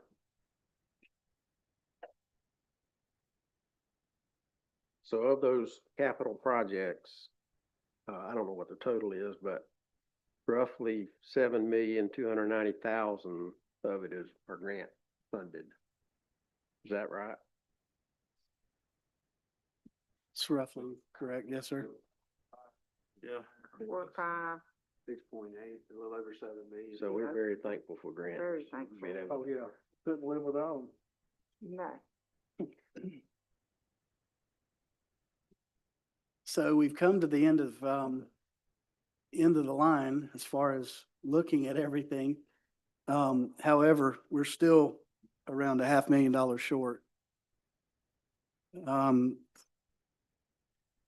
So ultimately, I know there was a question posed to the supervisor of elections. There's been questions about the sheriff. She's gonna look at her budget. But I guess my question to the board is, are there any changes that you want to direct? Either on the board side, constitutional officer side, to help us get closer to getting this to completion? How much was the sheriff's total increase? It's around $800,000. How much? Around $800,000. So could we just cut that in? I sat down with the sheriff and 794. and Robert and talked to both of them and trying to sort down the wants and the needs and the necessaries and what they were willing to, to work with us on. And they were willing to work with us on some stuff. I know what page I'm on now. Let me look and see real quick. That's 400,000. Cause I don't wanna tell constitutional officer what they have to cut. I would just like to, this is what you're gonna have to work with. Yeah. Well, back several months ago, they asked for additional positions at the new jail and. And they got them. We got those, and that's part of the increase in corrections, I think, and we're pretty well committed, I think, to continue that. So I don't know what you found out. Well, here's what I found out. Last year he asked for an investigator and he didn't get it. But he's asking for one this year.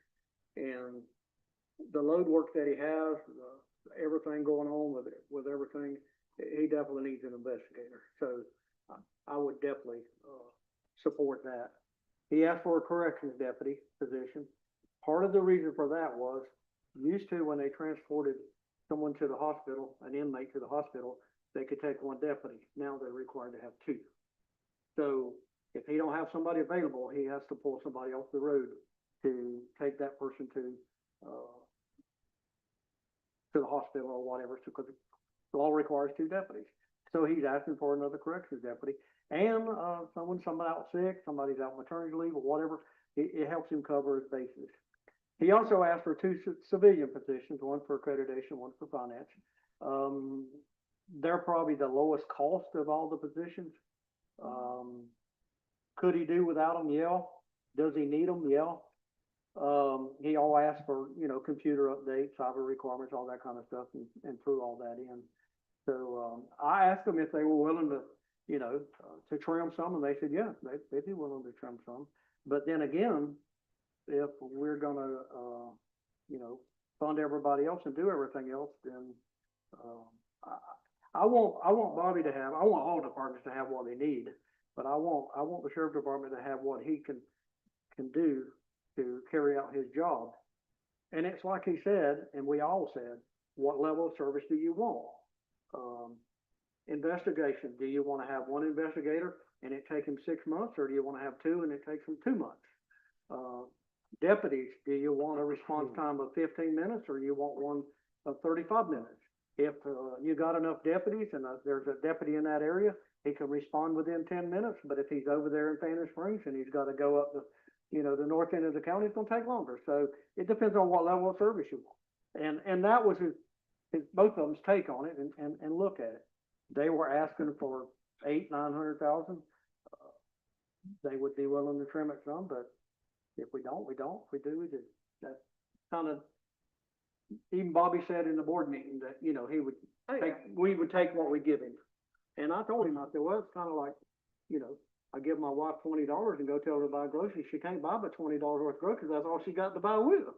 And he's got a good attitude about it. Both of them got a good attitude about it, but whatever the board decides to do, I would support helping them any way we can.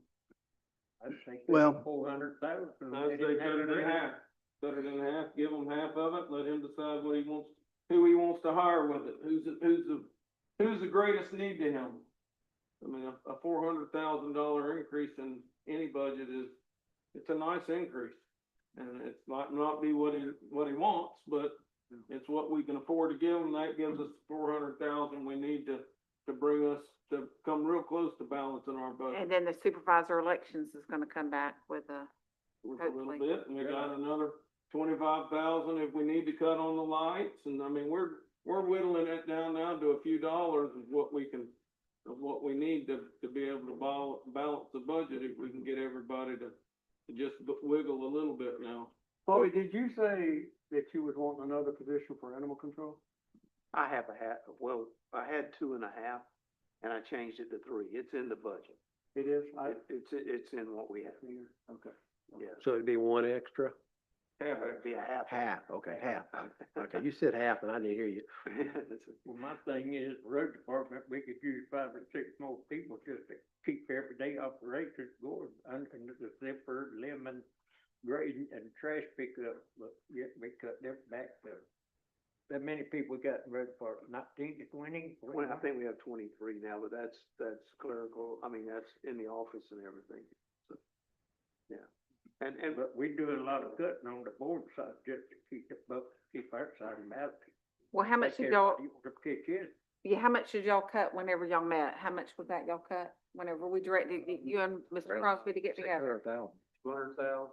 It's about 200,000. So we just cut that. Well, actually, if you go to the board side, including the reduction, and if you take out the reduction of millage, and then we had some revenues coming in too, but if you take out the reduction of millage, and I'm not saying raise the millage rate, I'm just saying we pull that number out of the equation. You're looking at about $342,000 that either by revenue or by cuts, the board side came up with, and also taking into account you're covering payroll. Our fees, and I mean, that's a different budget, but at one time, we instead of doing a fee for coming in, we decided to raise rates. I'm trying to think what the name of those. Impact. Fees. We decided not to do impact fees, we decided to raise the rates of, Mm-hmm. some of the permits and stuff. Are we still, at the low end of all those permits, or is there? No, is no. there- No, But that not, can only not be based set on in our bill cost, and the- not based on our cost ratio to collections. You know, we're still good because that's a 5-year, and actually, there's a lot more to what, he explained the part he understood, but there's more to that. That calculation we do every year just to see where we're at, but any of the expense that goes into, code enforcement is part of that equation. So if we spend 100,000 or 150,000 there, so, and I- those other years, we in the hole, so we Yeah, get so I- to make that up. If I understand kind of where you're going with it is considering looking at increasing permit fees, is that what you were going at? Well, I Or- mean, that was a stream of revenue that if we're still charging less than everybody else around us for permits, is So, there a chance to raise the permit fees? so Even again. if we go up $5 or $8 or whatever, that is an increase of revenue that could be used. Yeah, I mean, it's definitely something we have to evaluate And that's periodically. what I was- Um, is what are the counties around us charging, But- for permits? To be honest, it's really irrelevant what everybody else charges when it comes to those, because it's really a factor of the state, in essence, is requiring you to look at your costs of running your building department and code enforcement and ensure that your permits are covering those costs. Can't collect And so in other words, it can't be a revenue source You to, can't put it back in general. yeah, it can't be something. I thought that's why we went from impact fees to It- increasing the rate, is so that we could have more leverage. That was What we the could do with conversation that we had, but Can't do the that. thing about it is you have to ensure that your permits, the cost of your permits are in line with the costs of running the department. And so, and the thing of it is back then, they were not, like, our permit fees were too low. Yeah. And so in essence, it was costing the taxpayers to run our building department.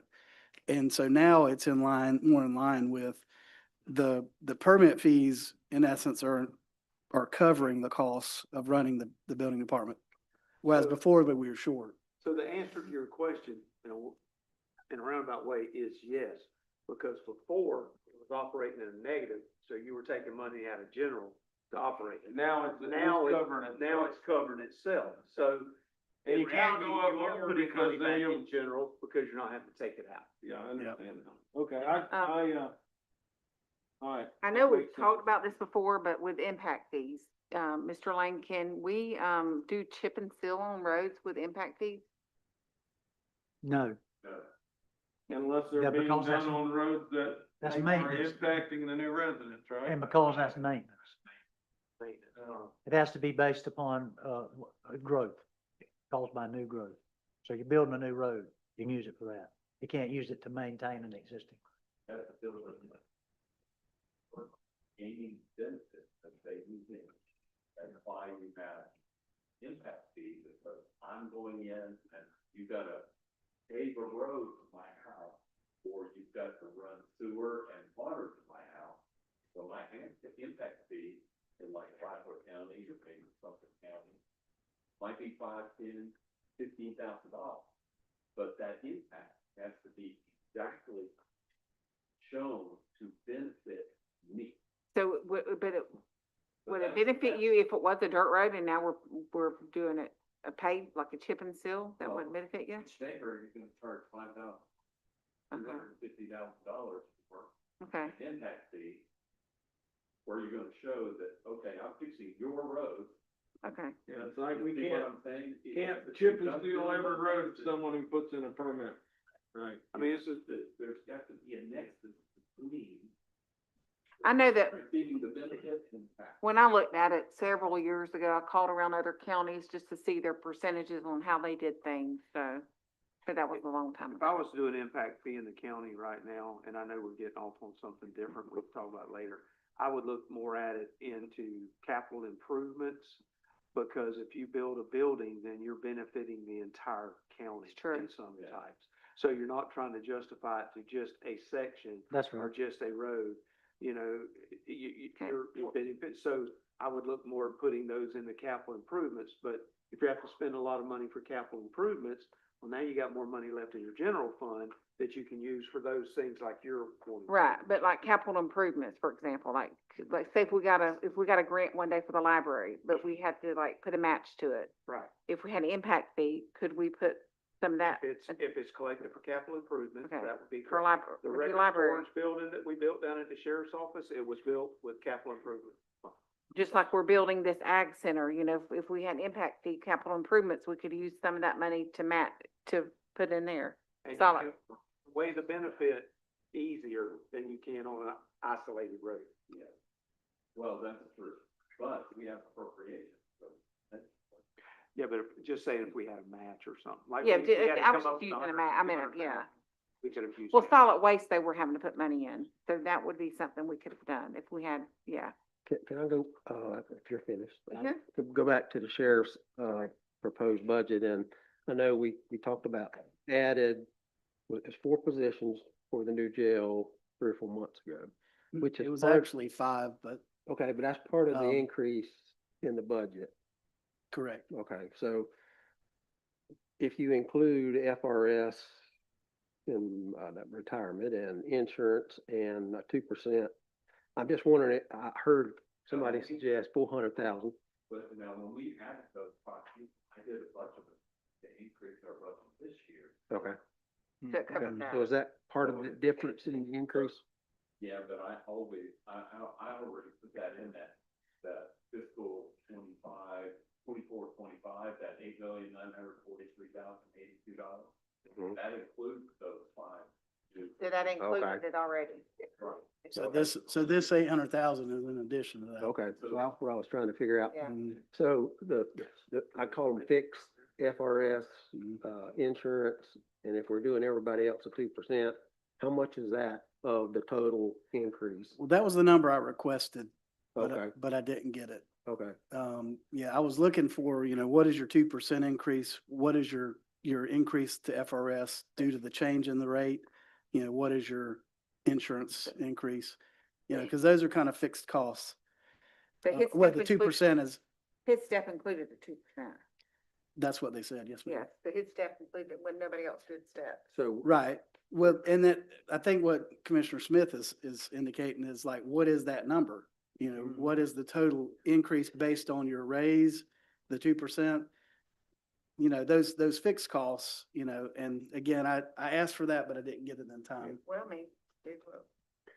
So, what we could do is just say, if we agree 2% is the number, everybody across the board, and then they can determine, I guess, working with you guys, their part of it's 2%, and they're not getting more than 2%, I guess, like everybody else.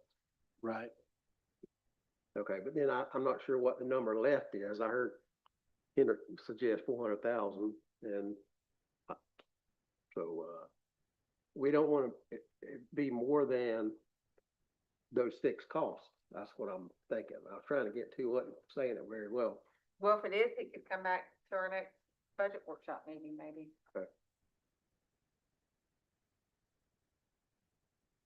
But that would get us close to that deficit. Quicker. And then maybe somebody can get with the supervisor of elections to find out what her new, said any. Well, if we cut his budget 50%, that's gonna get us pretty close, isn't it?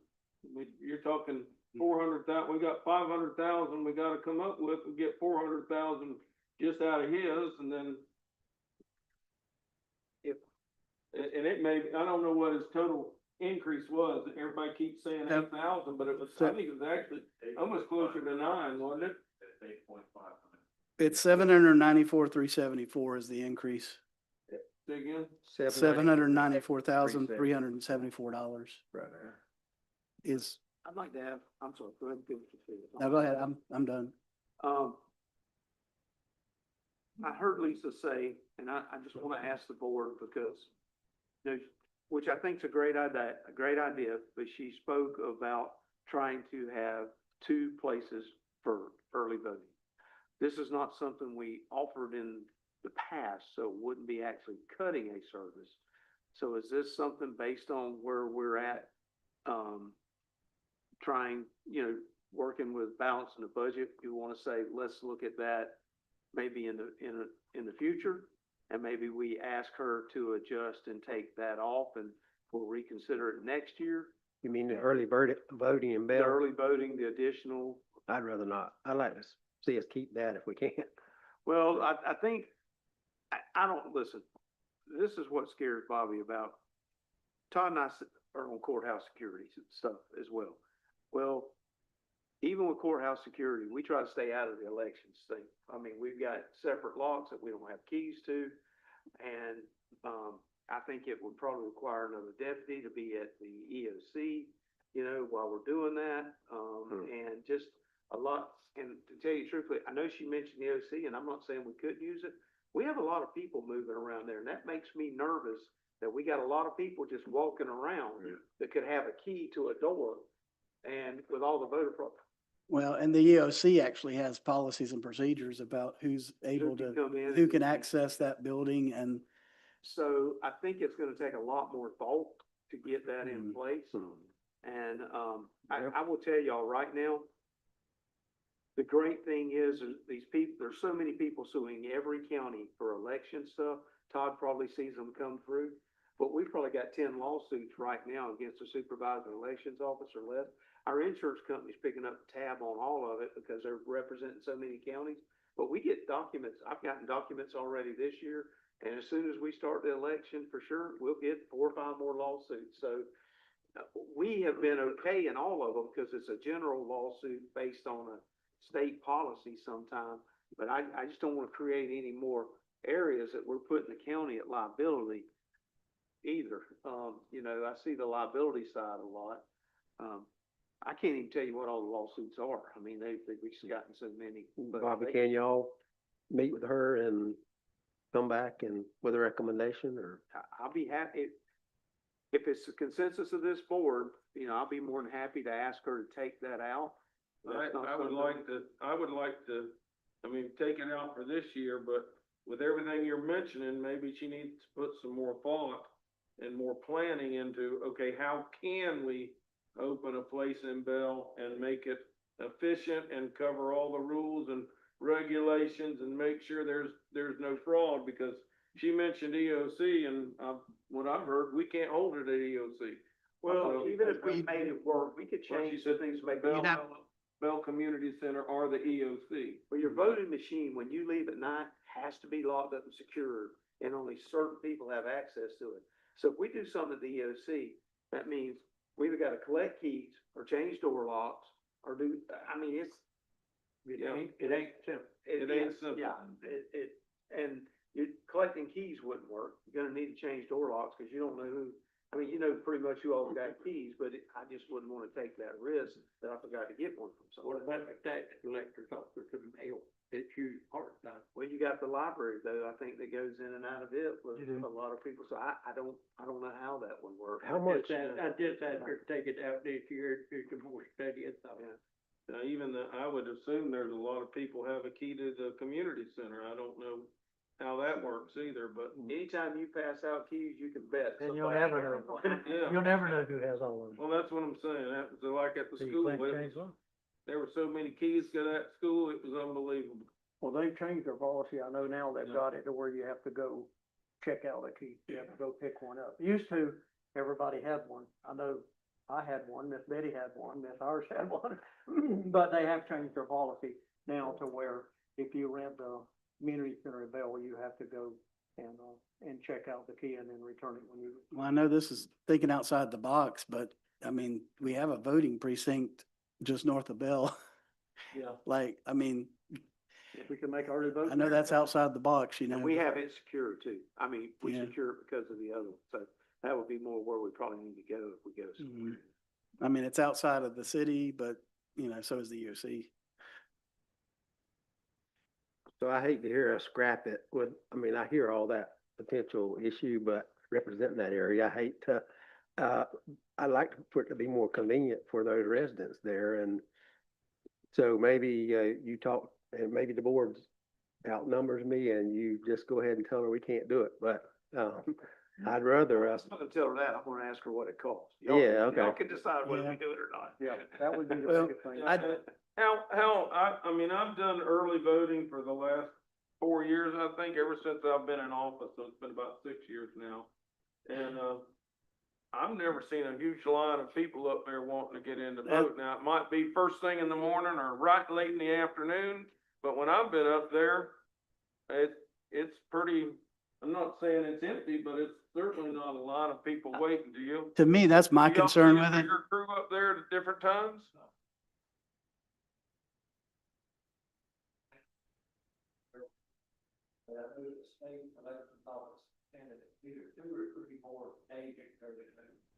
which included a Saturday and a Sunday and another Saturday. That's, I think, 3 extra days. And that, Yeah. that lessen the crowd on, it's still pretty busy. And this Well, next and- election, there won't be anybody voting. The general election, the general presidential election is when you have the most Yeah. potential. But like this next year, you know, is midterms. You may not wanna open it one of those years where you got everything going on, she may wanna try it in an off year so that she can work out any bugs or kinks that she's got. I mean, Maybe, but I'm just saying from an efficiency standpoint, I don't know that you're gonna get a big bang for your buck. No, it's really in talking about doing it. convenience Yeah. yeah. for those voters up on that north end. That's really what you're talking about. Ask her what it would cost. We'll just find out what the cost is. It Yeah, may be so sure. low it's irrelevant, you know, it may be high enough you wanna do something with it, but, I mean, I wouldn't think we're talking $50,000-$60,000. I would hope not. Yeah, me too, but it may be small, but we'll ask for that number, okay? And the lights on the ball field, do we wanna go ahead if we think there's a good chance we're gonna take that over, cut that 25,000 there, that's another, or do you just wanna just leave that with it and? Yeah, and- I wanna leave it there for now. Just me. Well, Bobby, they've said if they bring it to the board and the county wants to take it, They that, won't be taking that 25,000. okay, So if that merger happens, then we will only be giving them, my understanding in early talks, it's all gotta come here, that they would not request that 25,000 because the board would be taking it. Mike, another question is, if they're not taking that 25,000, are we gonna get that we've given them in the past to bring back over to do the lights? I mean, we've given them. I how would much say, money do they have? I would say that you don't accept the property unless they provide the funds back. Well, that's what I'm saying, if they got a couple, they got 56, 60, 80. I don't know how many Should be thousands they about, got. should be a little over $75,000. They got $75,000 they've collected towards the lights, we ought to get that back. That would be, Todd and I had the same conversation, actually, but I would think that would be part of the agreement, that they give you that money back. I mean, you know, so that you may wanna, at that point, if things are going good, you may wanna take that 75 to 25 they didn't get, and if you need 30 more, put 30 with it, put lots of, you know, You're done with it. and be done with it. That'd be something for y'all to decide at that. I'm thinking this is a step for Gilchrist County taking over the recreational department, Gilchrist County, and furnishing somebody to schedule events and take care of the place. I think we've been going to get in another, something we don't want. I made it very clear to them that the board did not want to be in the recreation business, that they didn't mind. I thought the board would feel fine about owning the property. Maybe even furnishing somebody to go down and just keep the property mowed, because you can mow it with enough people in no time. But in no way did this board want to be in the recreational business, because you'll start getting. And I'm like, how we do Otter Springs right now, the Corvette. Rodeo arenas. Yeah. It'd be just like that rodeo, run a fidget, you don't have to have somebody in charge of it to take care of renting and stuff, and I know usually people that come to me, hey, I wanna do it, well, we don't need to be charged, cause this is so event, and here we are. Running for office and stuff, and say, yeah, we'd rather help you, I don't wanna be in that business no more. But if have a contractual agreement with them, and it can be written where it says you can't participate in that, you don't make those decisions. And, you know, you can direct them to it. You know, just like Otter Springs, one of the things that we went through for about the first 6 to 8 months, everybody wanted y'all to give them a discount when they rented the, log cabin or whatever down there. Spring Well, we had to keep telling people, we have a contractual agreement, we cannot violate our contractual agreement, because you've entered into a contract, and with that contract, you've got to honor that contract. So that took about 6, 8 months to get that passed, if we get passed. I don't mind helping, but I just want this board to be protected from that kind of stuff. Listen, I want your county administrator not to get those phone calls either. You don't reckon I direct them to you, do you? You need to go by the club. I'll be on the phone voicemail. Please call Bobby Crossing.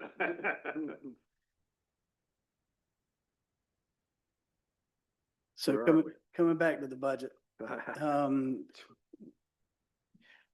I know we're gonna have some conversations the next couple of days with supervisor elections and see what she can possibly do. But outside of that, what's the board's direction here? We have another meeting scheduled for 3 o'clock before our regular meeting on Monday. But we need to know some direction on where we're going here, so that we can, land this thing. Cause on Monday, we can talk more about the millage rate too, once you see all these changes. Well, we don't really have any real changes other than, I guess there's kind of a consensus here is that the consensus to basically go back to the sheriff and say, the board's gonna give you half your increase? Is that the consensus? That's what I feel. I'm 1 of 4. I mean, I'm 1 of 5, so. I brought it up some too. Yeah. Yeah. Okay, so that's the consensus on that. Well, you So- know, we was having a meeting the day up and that stuff, he should have had somebody know. Yeah. All right, so outside of that, we don't really have any other changes. So that puts us at around, a little less than $100,000 difference. If you're wanting to go at 8.5. But if we wanted to go a little lower, it would come out of fund balance. Cause we're already over a double fund balance right now. Okay, and I'm gonna go back on record as I do, it's my job to inform you. When you utilize fund balance, in essence, you're utilizing fund balance for your general expenses, your annual expenses. And so, I would have to, argue that's not good policy. That if you're gonna utilize fund balance for a budget, like we did last year. Last year, we did it for a solid waste project, a capital project. It's a one-time expense. It's not annually recurring. So, that to me is decent policy. To utilize your fund balance for just your general expenses, again, I think you're going down a path that's not a good direction. But could we do it like this year if we lowered it a little bit and then, That's what we did Then- last year. no, we didn't lower it last year. No. Yeah, we did a little bit. And fund balance. But if we lowered the millage rate a little bit, dipped in the fund balance, and then no next year, then we're not gonna do that. But honestly, it's the board's decision. You guys direct us at what you want to do. When we first started tonight, what did we look like at 8.7? Did we look? At 8.7, you would have been, We did 8.5 tonight.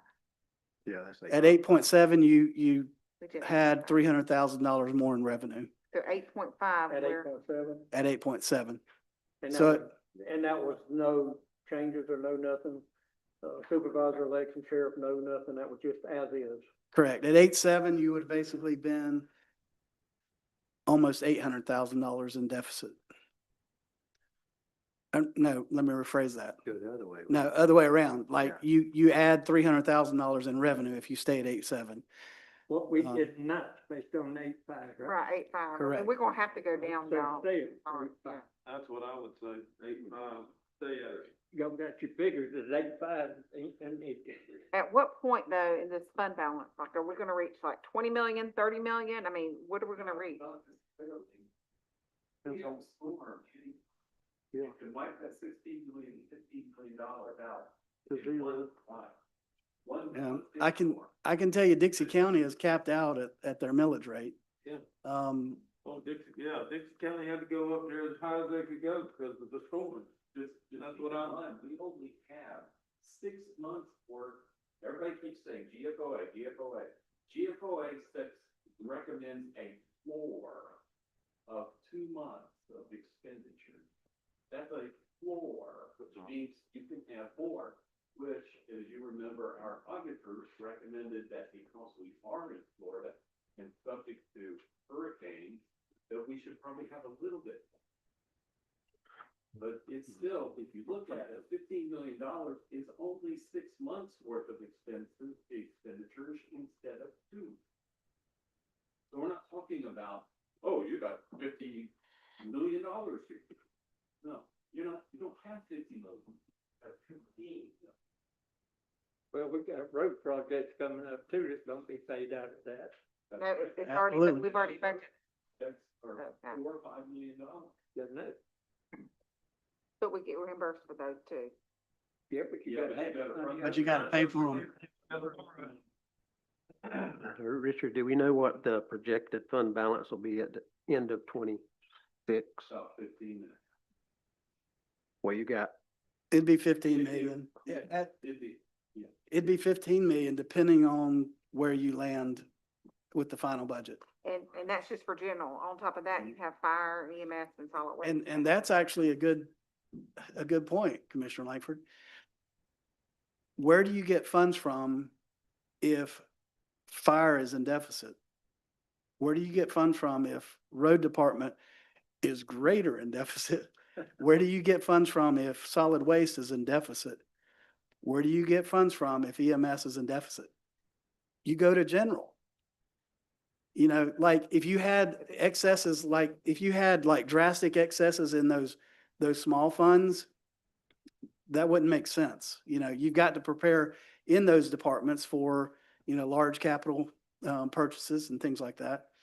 But yeah, I mean, if you had, you know, large amounts of money saved up in those smaller funds, that would make sense. But guess what general does? It has to shore up those whenever they, as you recall, 2 years ago in solid waste, what did we have to do? From general, you had to put $300,000 into solid waste because solid waste was out of funds.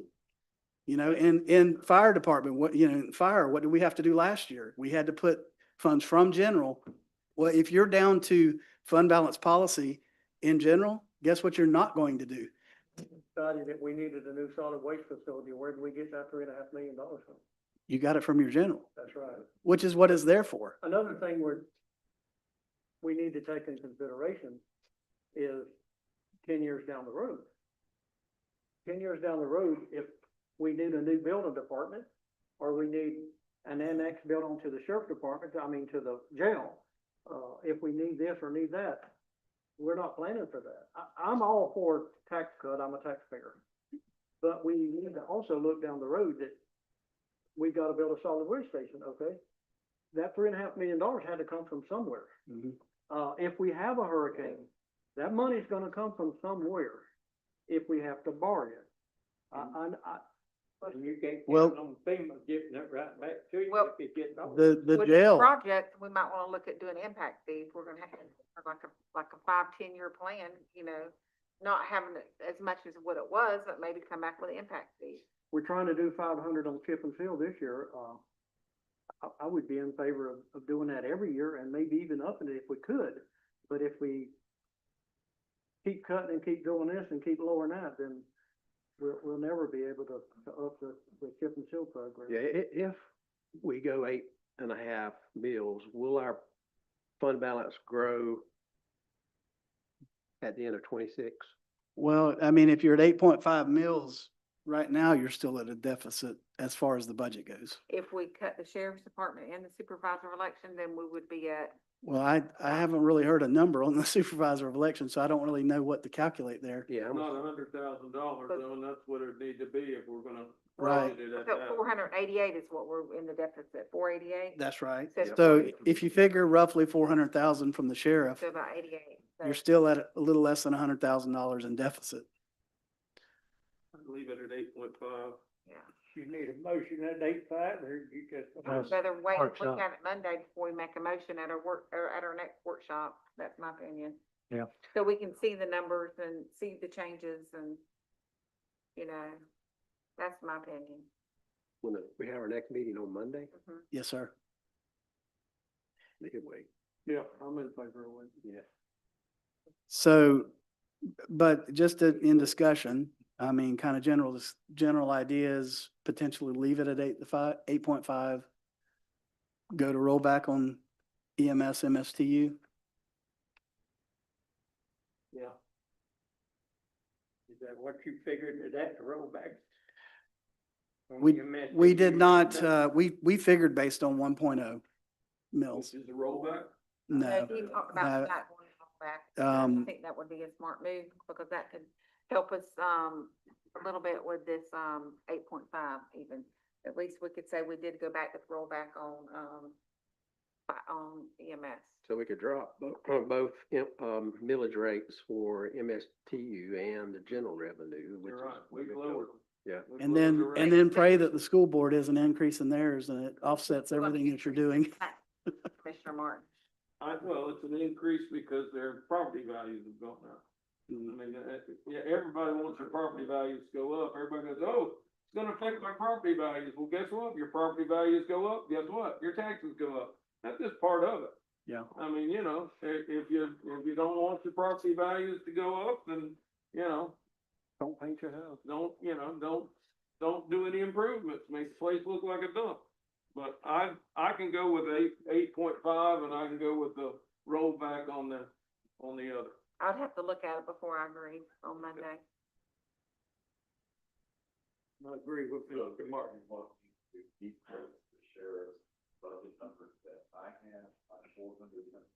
By half, Yeah. by half is what I, To be honest, though, I mean, I think we need to give it to them and say, the board has requested cutting your increase in half Well, let's do it. and tell them to give you the new numbers for the total for law enforcement, corrections, communications and judicial. Cause otherwise, I mean,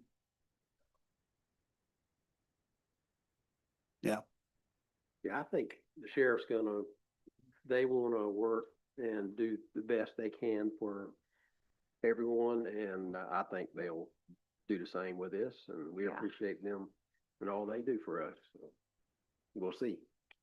For some reason, that's not enough time. I mean, do we need to, we could cancel our Monday meeting and move it like later in the week, maybe? It's already advertised. Okay. yeah, I mean, hopefully we'll have enough time to get it. Or the following week, we could even have a workshop. Well, the bottom line is if we don't get to a decision on Monday, then we're gonna have to set another meeting anyway. Okay. And then our meeting on Monday, after our budget workshop, we automatically go into our county commissioner. Good. The only challenge in that is that we do have a 5 o'clock time certain for, the second reading Well, for the the ordinance. good thing about it is, I think Mr. Langen said, we can't start before, but we can start anytime after. That's right. And based on what it is, we'd probably be fine waiting. Yeah. No, I was just saying there's a chance that we may get done with our workshop fairly quick. Yeah. And we can go directly into the next meeting, but we do have to wait until 5 o'clock for the time certain, Right. so. Yeah. But outside of that, okay, so we're gonna come back on Monday with 8.5 on general, roll back on MSTU, hopefully with new numbers from the sheriff. The thing is, we can do our calculations. Even if we don't know exactly where it goes, we can get the calculations for Monday. We'll start at 3 o'clock Monday. We'll start at 3 o'clock on Monday. Can I throw one more thing in right before we get, it was kind of asked of me, and I just want to make sure, I just want the board to know, the 2% increase that we're looking at for employees, that will not include me. I think they may have calculated it that way, but it's not a number that big to take out, but I just wanted the board to know that won't be We included. appreciate it, thank you. But my other thing was, I wanted to, and I mentioned it the other day, and he politely bowed out, so I'm gonna ask him not to say anything. I think it's been a couple, 3 years since we did anything for Mr. Lane. I know at least 2 years. I think if I looked at it correctly, we're paying him 94,210 right now. What I'd like to do is just see if you could let us go ahead and add this in our calculations and carry him to 100. I have no problem. I mean, That'd be look what we fine. I just think paid, if I have my numbers right, an that's attorney $5,790. help us with the dairy. I mean, Go ahead we're and getting a good put deal. that in there. And I've asked him, again, you heard me ask him to set quietly. We lucky to have you. Very lucky. Yep. Thank you. So we're just taking it to 100,000? Yeah. Okay. And he's not getting So you- retirement or health insurance, none of that from us. Well, just the operational cost has went up as well too, over the last 2 or 3 years too, again, so. Well, even his own personal insurance has gone up, you know, his own personal light bills has gone up. And we've not taken that into consideration over the last 3 or 4 years. This is way off, but what is the standing right now with the dairy and the litigation and all that? Has it ever come to a head somewhere? I sent them the invoice today. As soon as they come in and pay the invoice, Mrs. Francis Marino will start the review. The packets, to my understanding, are complete, but she hasn't did the review yet. I think there are 8 of them, or there are 8, 10. there are 10, it went to 10 special use permits for the different areas that they want to be. They've all been, reviewed for accuracy, for completeness, and have been submitted. And then they'll be analyzed before it comes back here before the board, of course, it goes through the regular advertising process and all that kind of stuff, but it's been a work in progress, to be honest. Okay. It's most of the time that it's taken to do this has been on the dairy, because the dairy has not turned it in complete like it should have been along and along, but they've finally gotten to that stage now with the help of their engineers, so. Do you know how many new places they're proposing besides what's on Bennett Street? No, sir, I do not. Now, I'm gonna tell you why I don't know that. It kept changing. So I just That's right. quit monitoring it until they finally get down to the final, and then we'll put together a map and all of that, but it just kept changing. So anything we tried to look at, it changed. So it wasn't a lot of change, but we just decided, you know what, it's best to let them get a completed, after the application's completed, turned in, we'll do the review, and then we can provide the information, so. Thank you. All right, I'm done. Yep. Thank y'all again. for Anything your else to come time. before the board? And Motion to adjourn. Second. Let's go on.